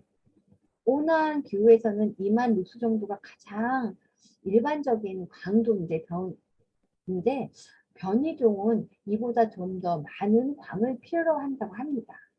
또 저광에서는 아이비의 변이가 없어지기도 하고 옷자라기도 합니다. 그래서 이제 아이비뿐만 아니라요. 식물이 어떤 사람들 있죠. 나 정말 잘 커. 야, 그거 대박이야. 막 갔는데 막 쑥쑥 커. 그거 옷자란다고 하거든요. 식물이 빛이 없으면 빛을 받기 위해서 이렇게 힘없이 키가 쭉쭉 자라기도 해요. 그러니까 적당한 빛과 적당한 온도와 적당한 이제 바람이 필요한 게 식물입니다. 헤데라는 이제 아이비를 헤데라라고 하는데 이거는 이제 용사로라고 그래가지고 농민청에 나온 자료를 바탕으로 제가 참고하였습니다. 헤데라는 일반적으로 내한성이 매우 강해가지고요. 내한성이라는 건 차가운 데서 잘 자란다는 거죠. 그래서 상품적인 품종들은 대부분 이제 마이너스 12.2도에서 마이너스 6.7도 이하에서도 잘 견딘다고 해요. 오, 그렇군요. 어떤 식물은 영하 23.3도에서도 산다고 해요. 아이비가 굉장히 강한 식물이기도 해요. 아이비가 이제 재배하는 건데 배합토를 쓸 거예요. 배합토는 이제 저희가 쓰는 게 배합토인데요. 배합토하고 배양토는 이제 배수가 잘 되어야 하고 수분의 보유력을 가지고 있어서 pH 5.5에서 6.0, EC는 0.5에서 0.8 ms 정도가 되어야 한답니다. 그래서 식물을 키울 때는 보비성이라고 해요. 이제 수분도 잘 보유하고 있었지만 이제 배수도 잘 되어야 되어서 우리가 아까 전에 가지고 있는 마사토와 배합토를 같이 잘 섞어서 식물을 식재하면 잘 키울 수 있을 겁니다. 그리고 이제 아이비의 물관인데요. 건조에 약하면 아침 저녁으로 2회씩 듬뿍 준다고 하는데 이거는 보통 화분이나 이제 포트에 심을 때 이제 그렇게 하지만 우리가 이제 지금은 위치에 막힌 저명관수잖아요. 저명관수는 조금 더 게으를 드시게 식물을 키워야 하시고요. 나무젓가락 아니면 뭐 이쑤시개도 괜찮아요. 그런 거 아니면 뭐가 좋을까요? 뭐 이렇게 차가운 걸 나타낼 수 있는 그런 것들, 그 흙이 묻어나는 안 묻어나는 걸 알 수 있는 재활용품을 사용하시면 좋을 것 같아요. 그리고 겨울철에는 아침이나 저녁에 1회씩 주며 상토가 마르지 않도록 실내에서만 얘기하는 거예요. 실내에서. 그리고 액비로는 아이비를 재배할 때는 극부적인 용해성 의 염류가 증가를 피하기 위해서 전체 토양을 항상 수분이 있도록 유지해야 한다. 그러니까 액비로 할 때는, 액비는 액체 비료죠. 네. 때때로 염류를 제거하기 위해서 배합토를 씻어낸 후 다시 간수하기 전에 완전히 건조시키도록 한다. 그러니까 이제 염류에 약하다는 거예요, 아이들. 아이비 번식하는 방법. 잉글리시 아이비는 삽목에 의해 매우 쉽게 된다. 삽목이라는 건 무엇이냐면요. 식물을 잘라가지고 꽂는 게 삽목인데요. 유년기 때 조기 삽목으로 쉽게 번식이 가능하다는 건 유년기라는 건 이제 새조기 같은 거 나올 때 그때 가능하고요. 그 다음에 연중 삽목이 가능하지만 자연적인 조건이 가장 좋은 시기는 4월에서 5월경입니다. 네, 그때가 이제 좋고요. 그리고 기근이 나와 있는 줄기에는 잎을 이세장 붙여서 잘라서 삽목 용토에 꽂는다. 기근이 뭐예요? 뿌리가 이렇게 나와 있는 거는 잎을 두세 장 정도 이렇게 붙여가지고 삽목 용토 이렇게 배양토 있죠? 이렇게 칸칸이 있는 거나 아니면 조그만 이렇게 포트에다가 넣어서 꽂으면 돼요. 삽목 후 3개월이 지나면 작은 분을 감상할 수 있을 정도로 잘 나오는데요. 더 이제 사실은 쉬운 거는 어떤 거냐면 잘라서 물에다가 넣는 거죠. 그러면 뿌리가 굉장히 잘 나와요. 물꽂이에 하면 굉장히 뿌리가 잘 나와서 그런 거를 이제 삽목하시면 훨씬 더 편하게 잘 이렇게 늘릴 수 있습니다. 분을. 그래서 이제 활착해서 왕성한 생장을 하기까지 몇 개월이 걸리지만 쉽게 발근이 되므로 발근 호르몬 같은 것도 이제 바르기도 하는데 얘는 아이비 같은 경우는 발근이 진짜 잘 돼요. 그래서 이제 우리가 예쁜 카페 가면 조그만 이렇게 사과주스병 있잖아요. 그런 거에다가 이렇게 꽂아놓기도 하죠. 그럼 뿌리가 이렇게 나와요. 그래서 이제 잘 자라기도 합니다. 따뜻한 시기에 재배할 때는 매 시간마다 삽수에 미스트를 해주는 것도 좋다 이렇게 했습니다. 아이비는 사실은 밝고 간접감이 드는 실내를 좋아해요. 밝은데. 그래서 1600에서 2700 누수를 유지하는 것이 좋다고 합니다. 몇몇 내음성 식물들은 더 낮은 광도에서도 잘 자랄 수 있다는 것은 햇볕이 잘 안 들어도 잘 자라고 햇볕이 있는 곳도 잘 자란다는 겁니다. 그런데 햇볕에 있으면 가까이 밝은 강에 가까이 있으면 잎이 좀 작을 거예요. 작고 좀 단단하게 크는데 멀리 있으면 햇볕을 다 받으려고 잎이 좀 커져요. 좀 약하고 요 성장이 좀 다른 것을 볼 수 있습니다. 일반적으로 변이 품종들은 강이 많을수록 품질이 더 좋다고 합니다. 온도는 16도에서 24도씩을 유지하는 게 좋고요. 또 어떤 아이비 종류는 2도씨 또는 그 이하에도 견디기 좋아하지만 좋은 품질을 유지하려면 이제 이건 7도씨 이하로 내려가지 않게 관리해야 한다 이거 하는데 이거는 이제 농사로에 나오는 아이비에 대해서 썼기 때문에 이런 게 나온 것 같습니다.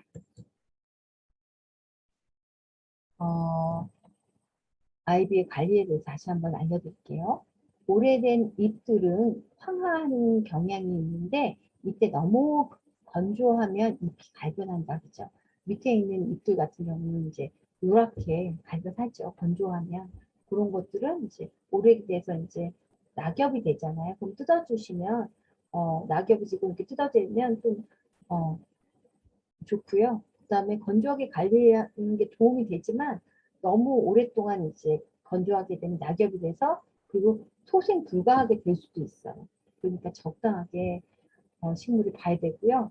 그리고 이제 식물도 상 같은 것 같아요. 자주 보고 사랑한다 얘기해 주시고 그리고 관심을 가지면 식물도 잘 자랄 수 있는데요. 너무 많은 물을 주면 지금 저녁 관수를 해야 하기 때문에 그것만 주의하시면 좋을 것 같습니다. 그리고 요즘같이 너무 습도가 많을 때는 물을 그렇게 자주 매일 물 주는 열한과 같이 물 주지 말고 그보다 조금 덜 주셔도 괜찮습니다. 그리고 특히 새로운 식물이 실내로 들어왔을 때에는 응애가 있는지 잘 펴봐야 된다 하는데요. 응애가 빨간색 이렇게 거미줄 같이 치기도 하고 그런 게 응애인데요. 그럴 때 잘 보고 만약에 응애 퇴치에는 천연 방제액을 쓰는 게 좋아요. 천연 방제액. 제가 앞서서도 이제 말씀을 드렸는데요. 천연 방제액이라는 거는 이제 난각류 방제액이라고도 하는데요. 그거는 좀 만드는 과정이 복잡하니까 이제 요즘에 우리 집안에는 마요네즈 같은 거 있잖아요. 마요네즈 1리터에다가 4g의 마요네즈를 좀 넣으면 돼요. 넣어서 잘 흔들어 주세요. 근데 잘 왜 흔들어 줘야 하냐면 마요네즈는 계란하고 저기 노란자하고 식초하고 이런 거 들어있잖아요. 그러니까 기름기가 성분이 있으니까 잘 물하고 용해가 안 돼요. 그래서 충분히 흔들어 준 다음에 마요네즈 방제액을 옆에 앞뒤로 이제 좀 뿌려주세요. 그 뒤쪽에 많이 있더라고요. 그러시면 한 2번 정도 뿌려주시면 일주일 간격으로 그러면 용해 퇴치에 효과를 볼 것이고요. 그래서 이제 마요네즈가 없어. 우리 지금 마요네즈 안 먹어. 그러면 주방 세제를 아주 얇게 그러니까 그냥 그 1리터에 몇 방울 조금만 넣어가지고 그래서 충분히 흔들어가지고 넓게 타서 뿌려주면 효과를 볼 수 있습니다. 네. 기후사랑 아파트라는 게 이게 왜 하게 되었냐면요. 슬기로운 기후 생활이라고 하는 거예요. 그러니까 여러분들이 지금 아파트에 지금 서해그랑블 아파트 같은 경우는 새로 신축한 아파트이신데 오래되지 않으셨죠. 그래서 이제 그 요즘에는 뭐 이제 아파트가 이제 그 새로운 물질, 유독 물질 안 나오게 이제 그런 것도 하지만 그래도 그 이제 이 아이비 같은 식물을 실내에다 놓다든지 실외에다 놓으면 햇볕이 많이 강한 여름 같은 경우에는 그린을 보면서 좀 시원한 감도 있고요.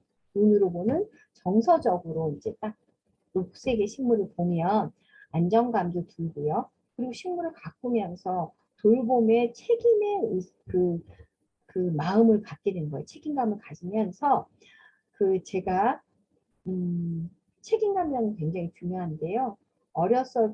어려서부터나 아니면 여러분들이 누구를 돌볼 수 있다는 거는 작은 거잖아요. 작은 하나로 인해서 그 돌봄이 지구를 돌볼 수 있는 힘입니다.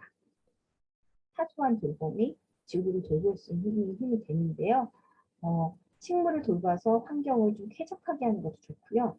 그리고 아이비 같은 경우는 나사가 정한 공기 정화 식물입니다. 실내에서는 공기 정화 효과가 있습니다. 그러니까 여러분들 눈도 시원하게 하고 시각적인 거, 정서적인 면을 다 반영할 수 있고요. 그리고 저탄소 녹색 아파트가 되는 게 식물을 내가 지구에 탄소를 중립시키기 위해서는 식물을 키워야 하는데 그 일환의 방법으로 아이비를 좀 키우는 거죠. 그래서 미미한 효과이지만 그것도 지구 온난화에 의한 저탄소 녹색 아파트의 환경을 만드는 역할을 한다고 생각합니다. 그리고 환경 문제 해소를 위한 저탄소 녹색 아파트 사업을 추진의 일환으로 기후사랑 아파트를 이렇게 이제 사업을 했고요. 이거는 이제 연수구 관내에 아파트 대상으로 해서 공모를 신청을 받아서 여러분들이 하게 되었습니다. 그리고 이게 아마 신청을 받아서 이렇게 하셨는데 굉장히 제가 보기에 적극적으로 하신 아파트도 있으신데 이제 일단은 교육을 받으셔야 돼요. 에코프렌즈 강의 제가 하는 강의 2시간을 하시면 봉사시간 2시간을 인정해 드리고요. 그리고 이제 연수구 자원봉사센터에서 제가 하는 이거를 보시면 페이스북을 보고 페이스북에다가 사진과 소감을 이렇게 활동을 인증해 주시면 또 홍보 물품도 드린다고 합니다. 네, 아주 좋은 사업이죠. 네, 일단 그리고 제가 여기에 잠시만요. 이거를 잠깐 인지하고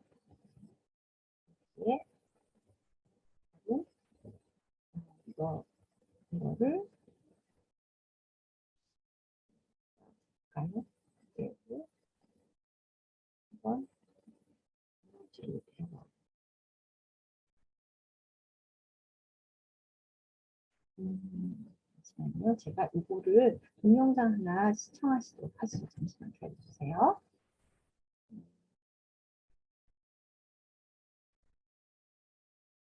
아까쯤에 한 거는 소리만 나와서 먼저 했던 거는 화면 공유가 안 되고 소리만 되었던 걸로 나오고요.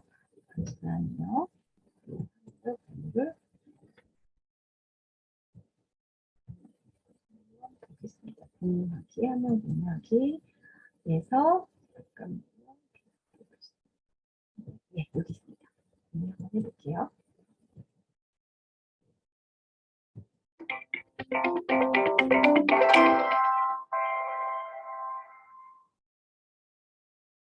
안녕하세요, 여러분. 이번 시간에는 탄소 중립에 대해 알아보도록 하겠습니다. 먼저 이번 시간에 알아볼 학습 목표는 첫째, 탄소 중립의 의미와 필요성을 설명할 수 있다. 둘째, 탄소 발자국 계산기로 생활 속 이산화탄소 양을 알아보고 탄소를 줄이기 위해 노력한다입니다. 이번 시간의 핵심 키워드입니다. 첫 번째, 탄소 중립입니다. 두 번째, 탄소 발자국 계산기입니다. 세 번째, 탄소 중립 실천 방법입니다. 먼저 탄소 중립의 필요성에 대해 알아보겠습니다. 과거 집의 모습과 현재 집의 모습에서 전기를 사용하는 물건을 한번 찾아볼까요? 과거 집의 모습에서는 텔레비전, 전등 두 가지밖에 보이지 않네요. 현재 집의 모습은 어떨까요? 텔레비전, 전등, 에어컨, 인터폰, 스마트 패드, 여러 가지 다양한 제품들이 전기를 사용하고 있습니다. 과거 집의 모습에 비해 많은 전기가 사용되고 있다는 것을 알 수 있습니다. 그래서 1인당 전기 사용량은 35년 사이에 10에서 15배나 올랐다고 합니다. 앞에서 본 것처럼 에너지 사용의 증가에 우리는 어떻게 대응하면 좋을까요? 전기 에너지를 필요로 하는 것이 많아지므로 더 많은 에너지 생산이 필요할 것입니다. 그럼 당연히 전기를 만들기 위해 화석연료의 사용량이 증가합니다. 화석연료의 사용으로 이산화탄소 농도는 증가하게 될 것이고 온실가스는 계속 많아질 것입니다. 온실가스의 증가는 기후변화를 더 빠르게 진행하게 하고 이는 이상기후 발생과 생태계 파괴의 원인이 됩니다. 그래서 우리가 지구를 지킬 수 있는 방법 중 하나가 바로 탄소 중립입니다. 탄소 중립이 무엇이며 왜 중요한지 영상을 보며 확인해 보도록 하겠습니다. 온실가스, 인류를 위협하다. 기후 관련 국제기구인 IPCC의 보고서에 따르면 21세기 말 지구의 평균 기온은 2005년에 비해 3.7도 오르고 해수면은 63cm 상승할 것으로 전망했습니다. 그렇다면 우리나라는 어떨까요? 국립기상연구소에 따르면 2050년 기준 우리나라 기온은 3.2도가 오릅니다. 해수면은 27cm가 상승할 것으로 예상했습니다. 그 결과 서울과 부산의 기온은 비슷해지고 전국이 아열대 기후로 바뀌고 제주도와 울릉도에서는 겨울이 사라질 것입니다. 그리고 영국 옥스퍼드대 연구팀의 발표에 따르면 기후변화로 식량 생산량이 감소해 2050년까지 식량 부족으로 사망하는 사람이 50만 명 이상 될 것이라고 합니다. 바로 여러분의 자녀가 겪을 일들입니다. 그 해결책이 바로 탄소 중립 프로그램입니다. 탄소 중립 프로그램이란 탄소 중립은 전 국민이 각자의 일상생활에서 발생하는 온실가스를 산정하고 스스로 감축 목표를 정한 후 다양한 상생활동을 통해 온실가스 배출량을 최소화하는 자발적인 온실가스 감축 프로그램입니다. 먼저 탄소 중립과 관련된 용어를 살펴보겠습니다. 배출원이란 개인의 일상생활이나 기업의 산업활동 등 다양한 분야에서 탄소를 발생시키는 활동을 말합니다. 이렇게 발생시킨 탄소를 상쇄하기 위해 실행하는 탄소 감축 활동을 상쇄활동이라고 합니다. 상쇄활동은 직접 감축과 기부 감축, 그리고 구매 감축이 있습니다. 산업계뿐만 아니라 개인, 지자체, 단체 등 전 국민이 책임의식을 가지고 참여하는 범국민적 운동인 탄소 중립 프로그램은 선진국을 중심으로 전 세계에서 실천하고 있습니다. 탄소 중립 프로그램의 의미를 잘 이해하셨나요? 그럼 이번에는 탄소 발자국 계산기로 우리 집에서 배출하는 이산화탄소의 양을 계산해 보겠습니다. 먼저 우리 집 관리비 납입 명세서를 준비해 주세요. 우리 집이 한 달 동안 사용한 전기, 물, 가스의 양을 알 수 있습니다. 인터넷 검색창에 탄소 발자국 계산기를 검색해 주세요. 그럼 아래와 같은 탄소 발자국 계산기가 보일 것입니다. 전기, 가스, 수도, 교통 등을 선택하여 넣을 수 있게 되어 있습니다. 전기를 선택해서 아까 보았던 전기 사용량을 넣어보면 다음과 같은 이산화탄소 발생량과 이 이산화탄소를 없애는 데 필요한 소나무의 그루스가 나옵니다. 여러분들도 한번 꼭 해보세요. 그럼 우리 집이 한 달에 얼마나 많은 이산화탄소를 만들어내는지 알 수 있습니다. 다음은 이산화탄소 발생 결과표입니다. 이산화탄소 발생 통계가 나오며 다른 가정과 비교해 주기도 합니다. 그리고 발생한 이산화탄소를 상쇄시키기 위해 필요한 소나무의 그루스도 알려줍니다. 그리고 아래는 전기, 가스, 수도, 교통별로 발생한 이산화탄소량을 다른 집과 비교해 주어서 어떤 부분에서 노력이 필요한지 알 수 있게 해줍니다. 다음은 탄소를 줄이기 위한 생활 속 실천 방안입니다. 각 부분별로 실천할 수 있는 방안을 알려줍니다. 전기의 경우 선풍기 사용, 모아서 세탁하기, 전기밥솥 보온 기능 사용하지 않기 등이 있습니다. 가스는 난방 온도 조절하기, 보일러 사용 시간 줄이기 등의 실천 방법이 있습니다. 수도의 경우 절수기 사용하기, 물을 받아서 설거지하기, 짧게 샤워하기 등의 방법으로 탄소를 줄일 수 있습니다. 교통은 걷거나 자전거 타기, 대중교통 이용하기, 속도 조절하기, 공기압 체크하기 등의 방법으로 생활 속 탄소 발자국을 줄일 수 있습니다. 우리 가정에서 실천할 수 있는 탄소 줄이기 방법을 영상으로 확인해 보겠습니다.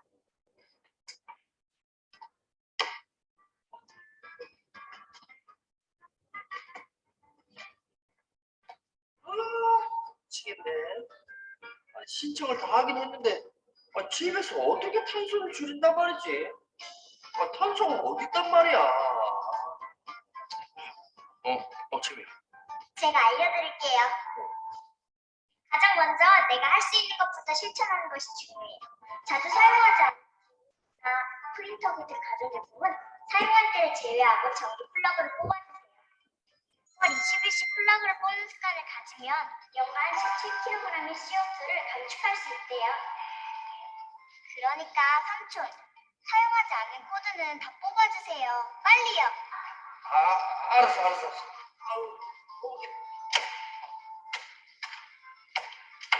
됐지? 냉장고 문은 꼭 필요할 때만 열고 전등은 반드시 끄고 다닙니다. 삼촌!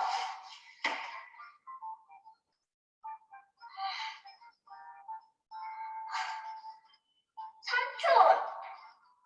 전등이랑 선풍기 끄시라니까요. 진짜 우리 채미 너무 무섭네.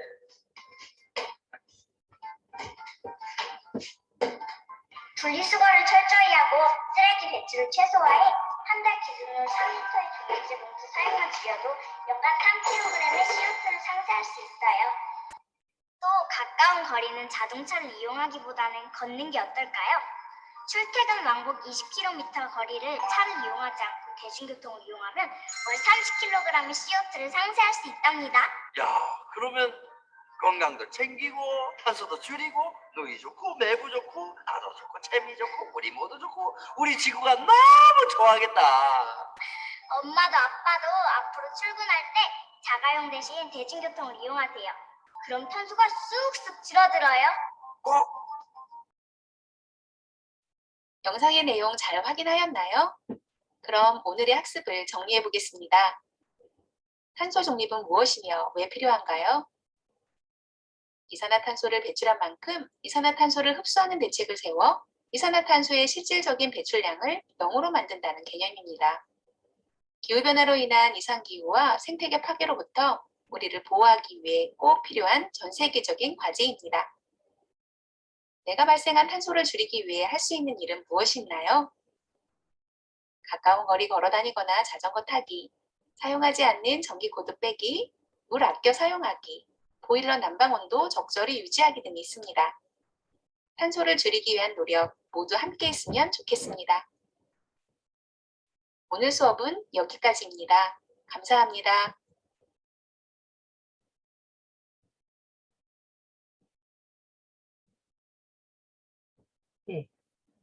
에너지 네, 공단에서 그러면 나오는 첫 번째 음. 강의를 열어주실 환경부 한정혜 장관님을 소개해 드리도록 하겠습니다. 탄소에 대해서 또 나오네요. 그러니까 한정혜 장관님은 제19 이제 다시 보고요.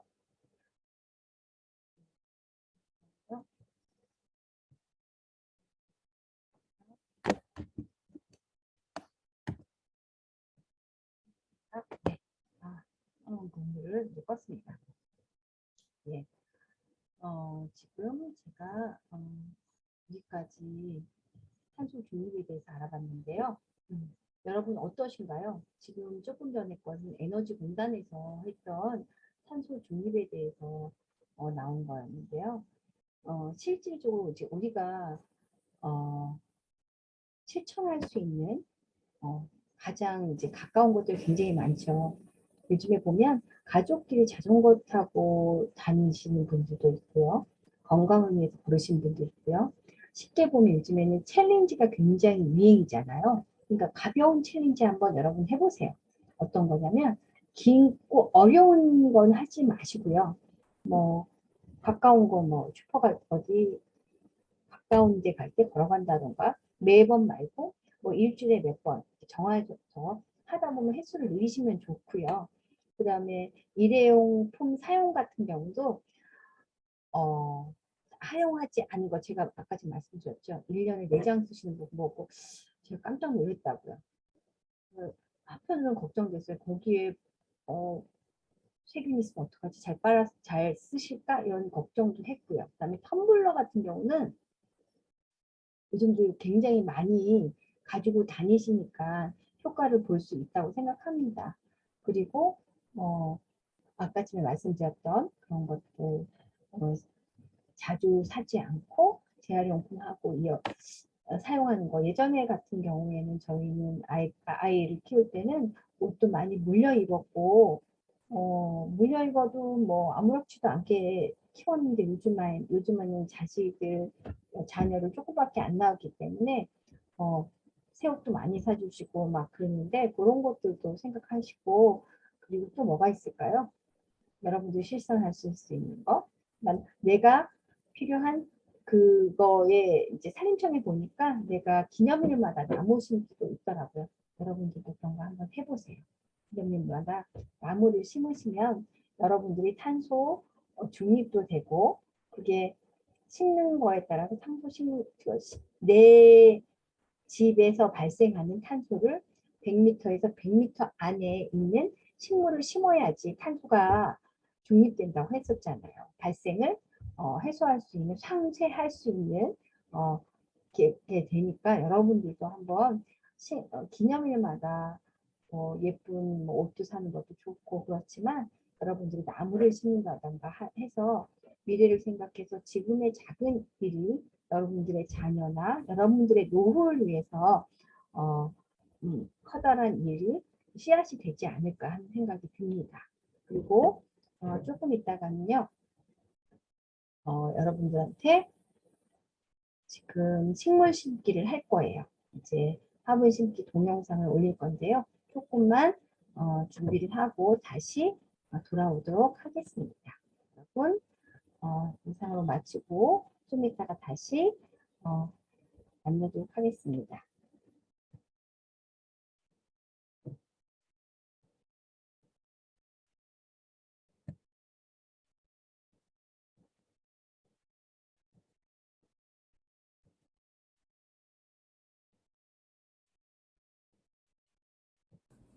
안녕하세요. 지금부터 아이비 심기를 시작하겠습니다.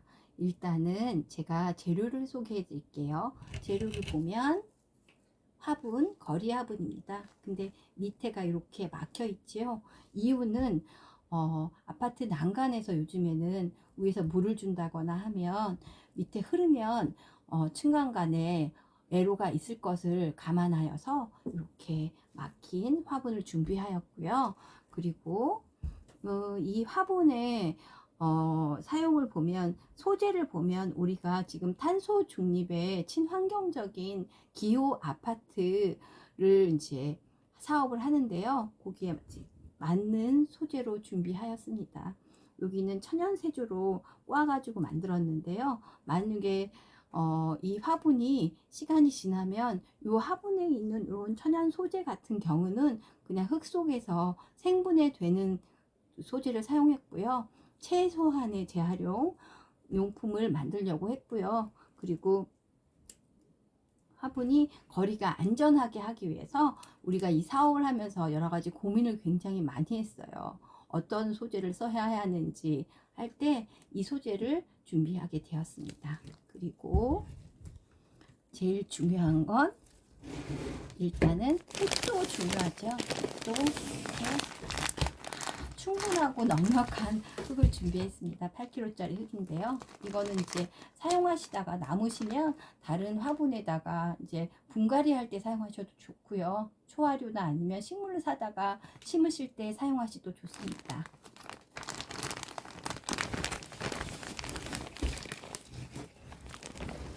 또 흙에 배수를 위해서 가장 중요한 것이 무엇이냐면 이렇게 마사토예요. 마사토 같은 경우는 화분을 이렇게 집에서도 자주 심으시잖아요.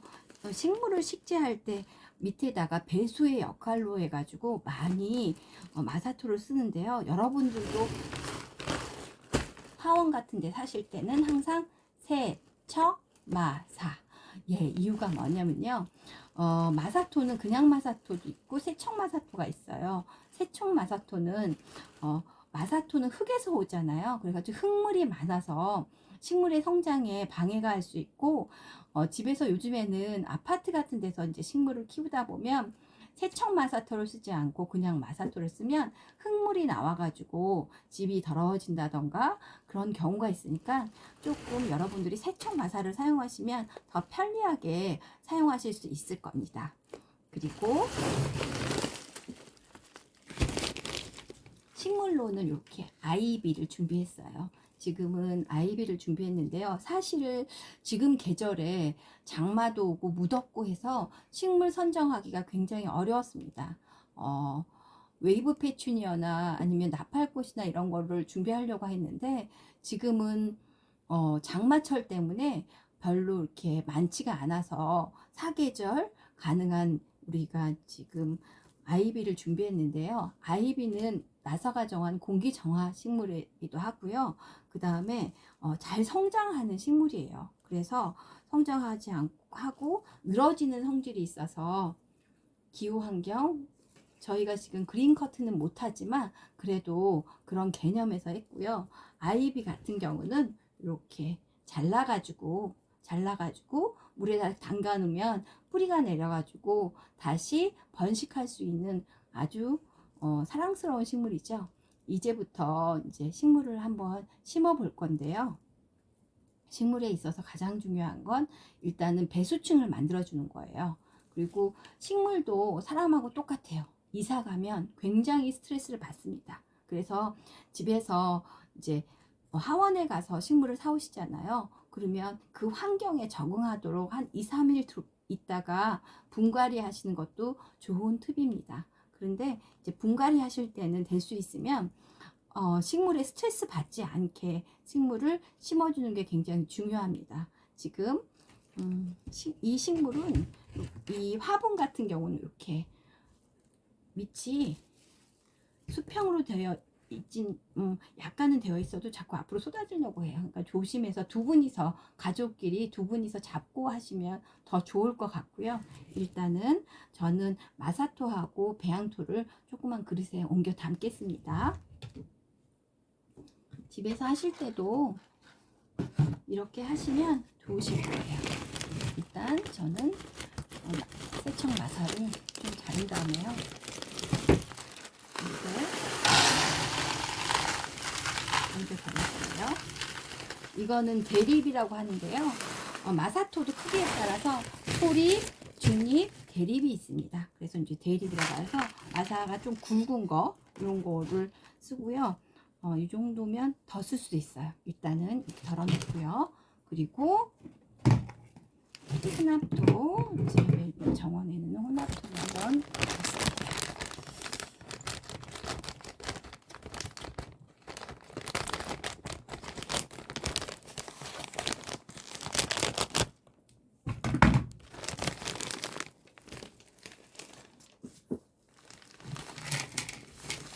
좀 용량이 많아서 여러분들이 쓰고 남으시면 나중에 또 쓰실 수 있도록 넉넉한 용량을 준비했는데요. 모르겠어요. 이제 실전에서는 아마 여러분들이 사용하시기에는 그래도 넉넉하게 여러분들한테 상토나 혼합토가 들어갈 거라고 생각합니다. 그리고 일단은 화분을 이렇게 있잖아요. 그럼 여러분들은 집에 지금 저한테는 지금 모종삽이 안 왔는데요. 원래 모종삽이 좀 있을 거예요. 모종삽이 있으면 이 밑에다가 배수층을 만들어주고 넣어줘요. 넣습니다. 그리고 약간 무게감을 주기 위해서 좀 넣어줄 거예요. 이렇게 이 정도. 지금 한 2cm, 2cm, 3cm 정도 깔아주었고요. 그리고 이제 포트를 넣어보는 거예요. 이렇게 크기가 올라올 정도로 어느 정도면 올라갈 것인가 이렇게 일단은 재단을 해보고 흙이 요 위에 화분 위에 올라오면 안 되잖아요. 화분보다 한 1cm 정도 밑으로 심어줄 거거든요. 그러니까 이렇게 재단을 해보고 일단은 여기 배양토를 약간 넣어줄 거예요. 지금 화분 포트에 있는 흙이 영향이 없어요. 그런데 이런 혼합토나 배양토나 상토 같은 경우는 영양물이 있기 때문에 식물이 자랄 때 도움을 줍니다. 그리고 이렇게 주고요. 너무 깊지는 않게 이렇게 주시면 돼요. 그리고 화분을 뺄 때 기본 팁이 있어요. 한 번 누르고 두 번 누르고 놓으세요. 그러면 화분이 이렇게 빠집니다. 빠지고 또 하나, 지금은 장마가 져가지고 흙들이 수분이 많네요. 그리고 또 얘도 밑에 한 번 누르고 또 한 번 누르고, 근데 이걸 자꾸 빼신 분이 있어요. 잡지 마시고 놓으시고 이렇게 빼세요.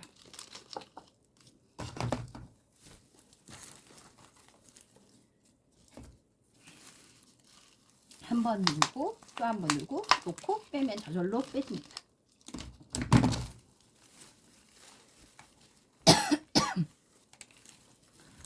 예, 화분을 넣었죠. 그 다음에 여기다가 여기 흙을 담아줍니다. 배양토에 흙을 담아주는데요. 또 영양이 있어야 되니까 넣어주고 이렇게 사이사이 손으로 좀 해주고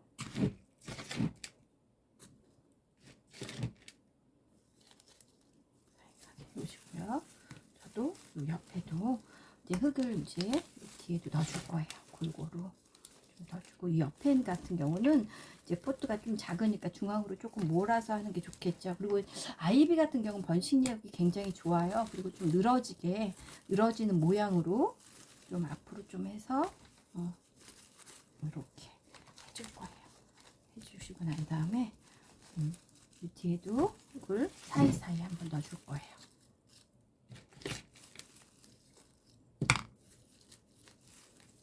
제가 이 사이에도 화분 사이에 있죠? 사이에도 그걸 좀 넣어줄 거예요.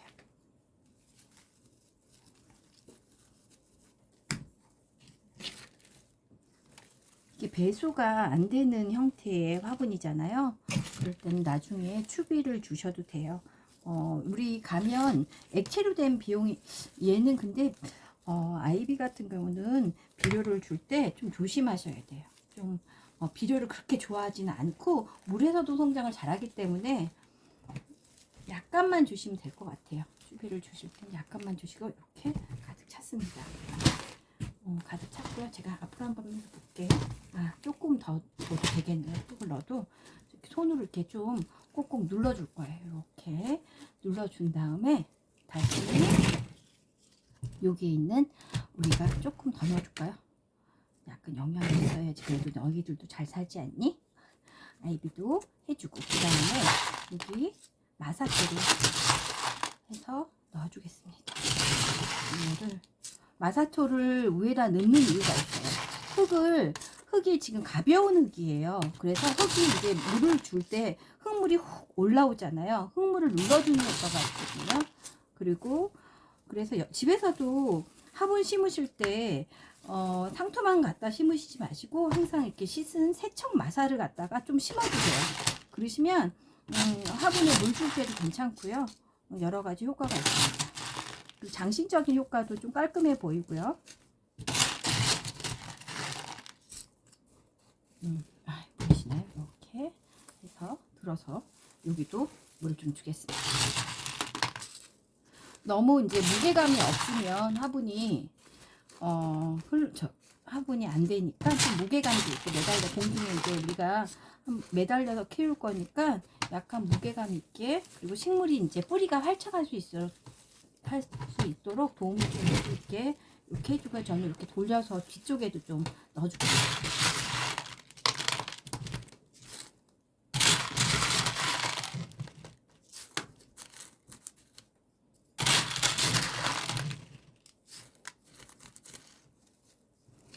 그렇게 어렵지는 않죠. 여러분들 다 심으실 수 있어요. 아이랑 같이 하셔도 이렇게 심으시면 되니까 저 골고루 한번 볼게요.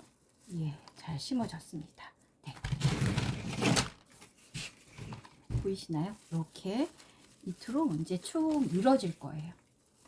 아이비가 우리가 보는 담쟁이 있죠? 담쟁이도 아이비 같은 담쟁이과 식물이거든요. 그렇게 해서 오늘 이렇게 식물 시제가 완성되었습니다. 네, 여러분도 잘 따라 하실 수 있겠죠? 어렵지 않습니다. 네, 근데 아이비 물 주는 거는요, 아이비는 이게 지금 저면관수법을 하기 때문에요. 식물은 어떤 사람이 제일 잘 기르는 줄 아세요? 부지런한 사람하고 그 다음에 게으른 사람이면 약간 게으른 사람이 더 잘 기른다고 해요. 너무 부지런해서 물을 많이 주면 식물이 상할 수가 있으니까 식물이 마르는 것도 물을 많이 줘서도 마르기도 해요. 그러니까 꿀팁이 있습니다. 이럴 때는 나무젓가락, 예, 저희 탄소중립이지만 나무젓가락이나 이제 쓰고 났던 나무젓가락 같은 걸 꽂아놓은 거예요. 꽂아놨다가 뺐을 때 흙이 묻어 나오지 않을 때 주면 괜찮을 것 같습니다.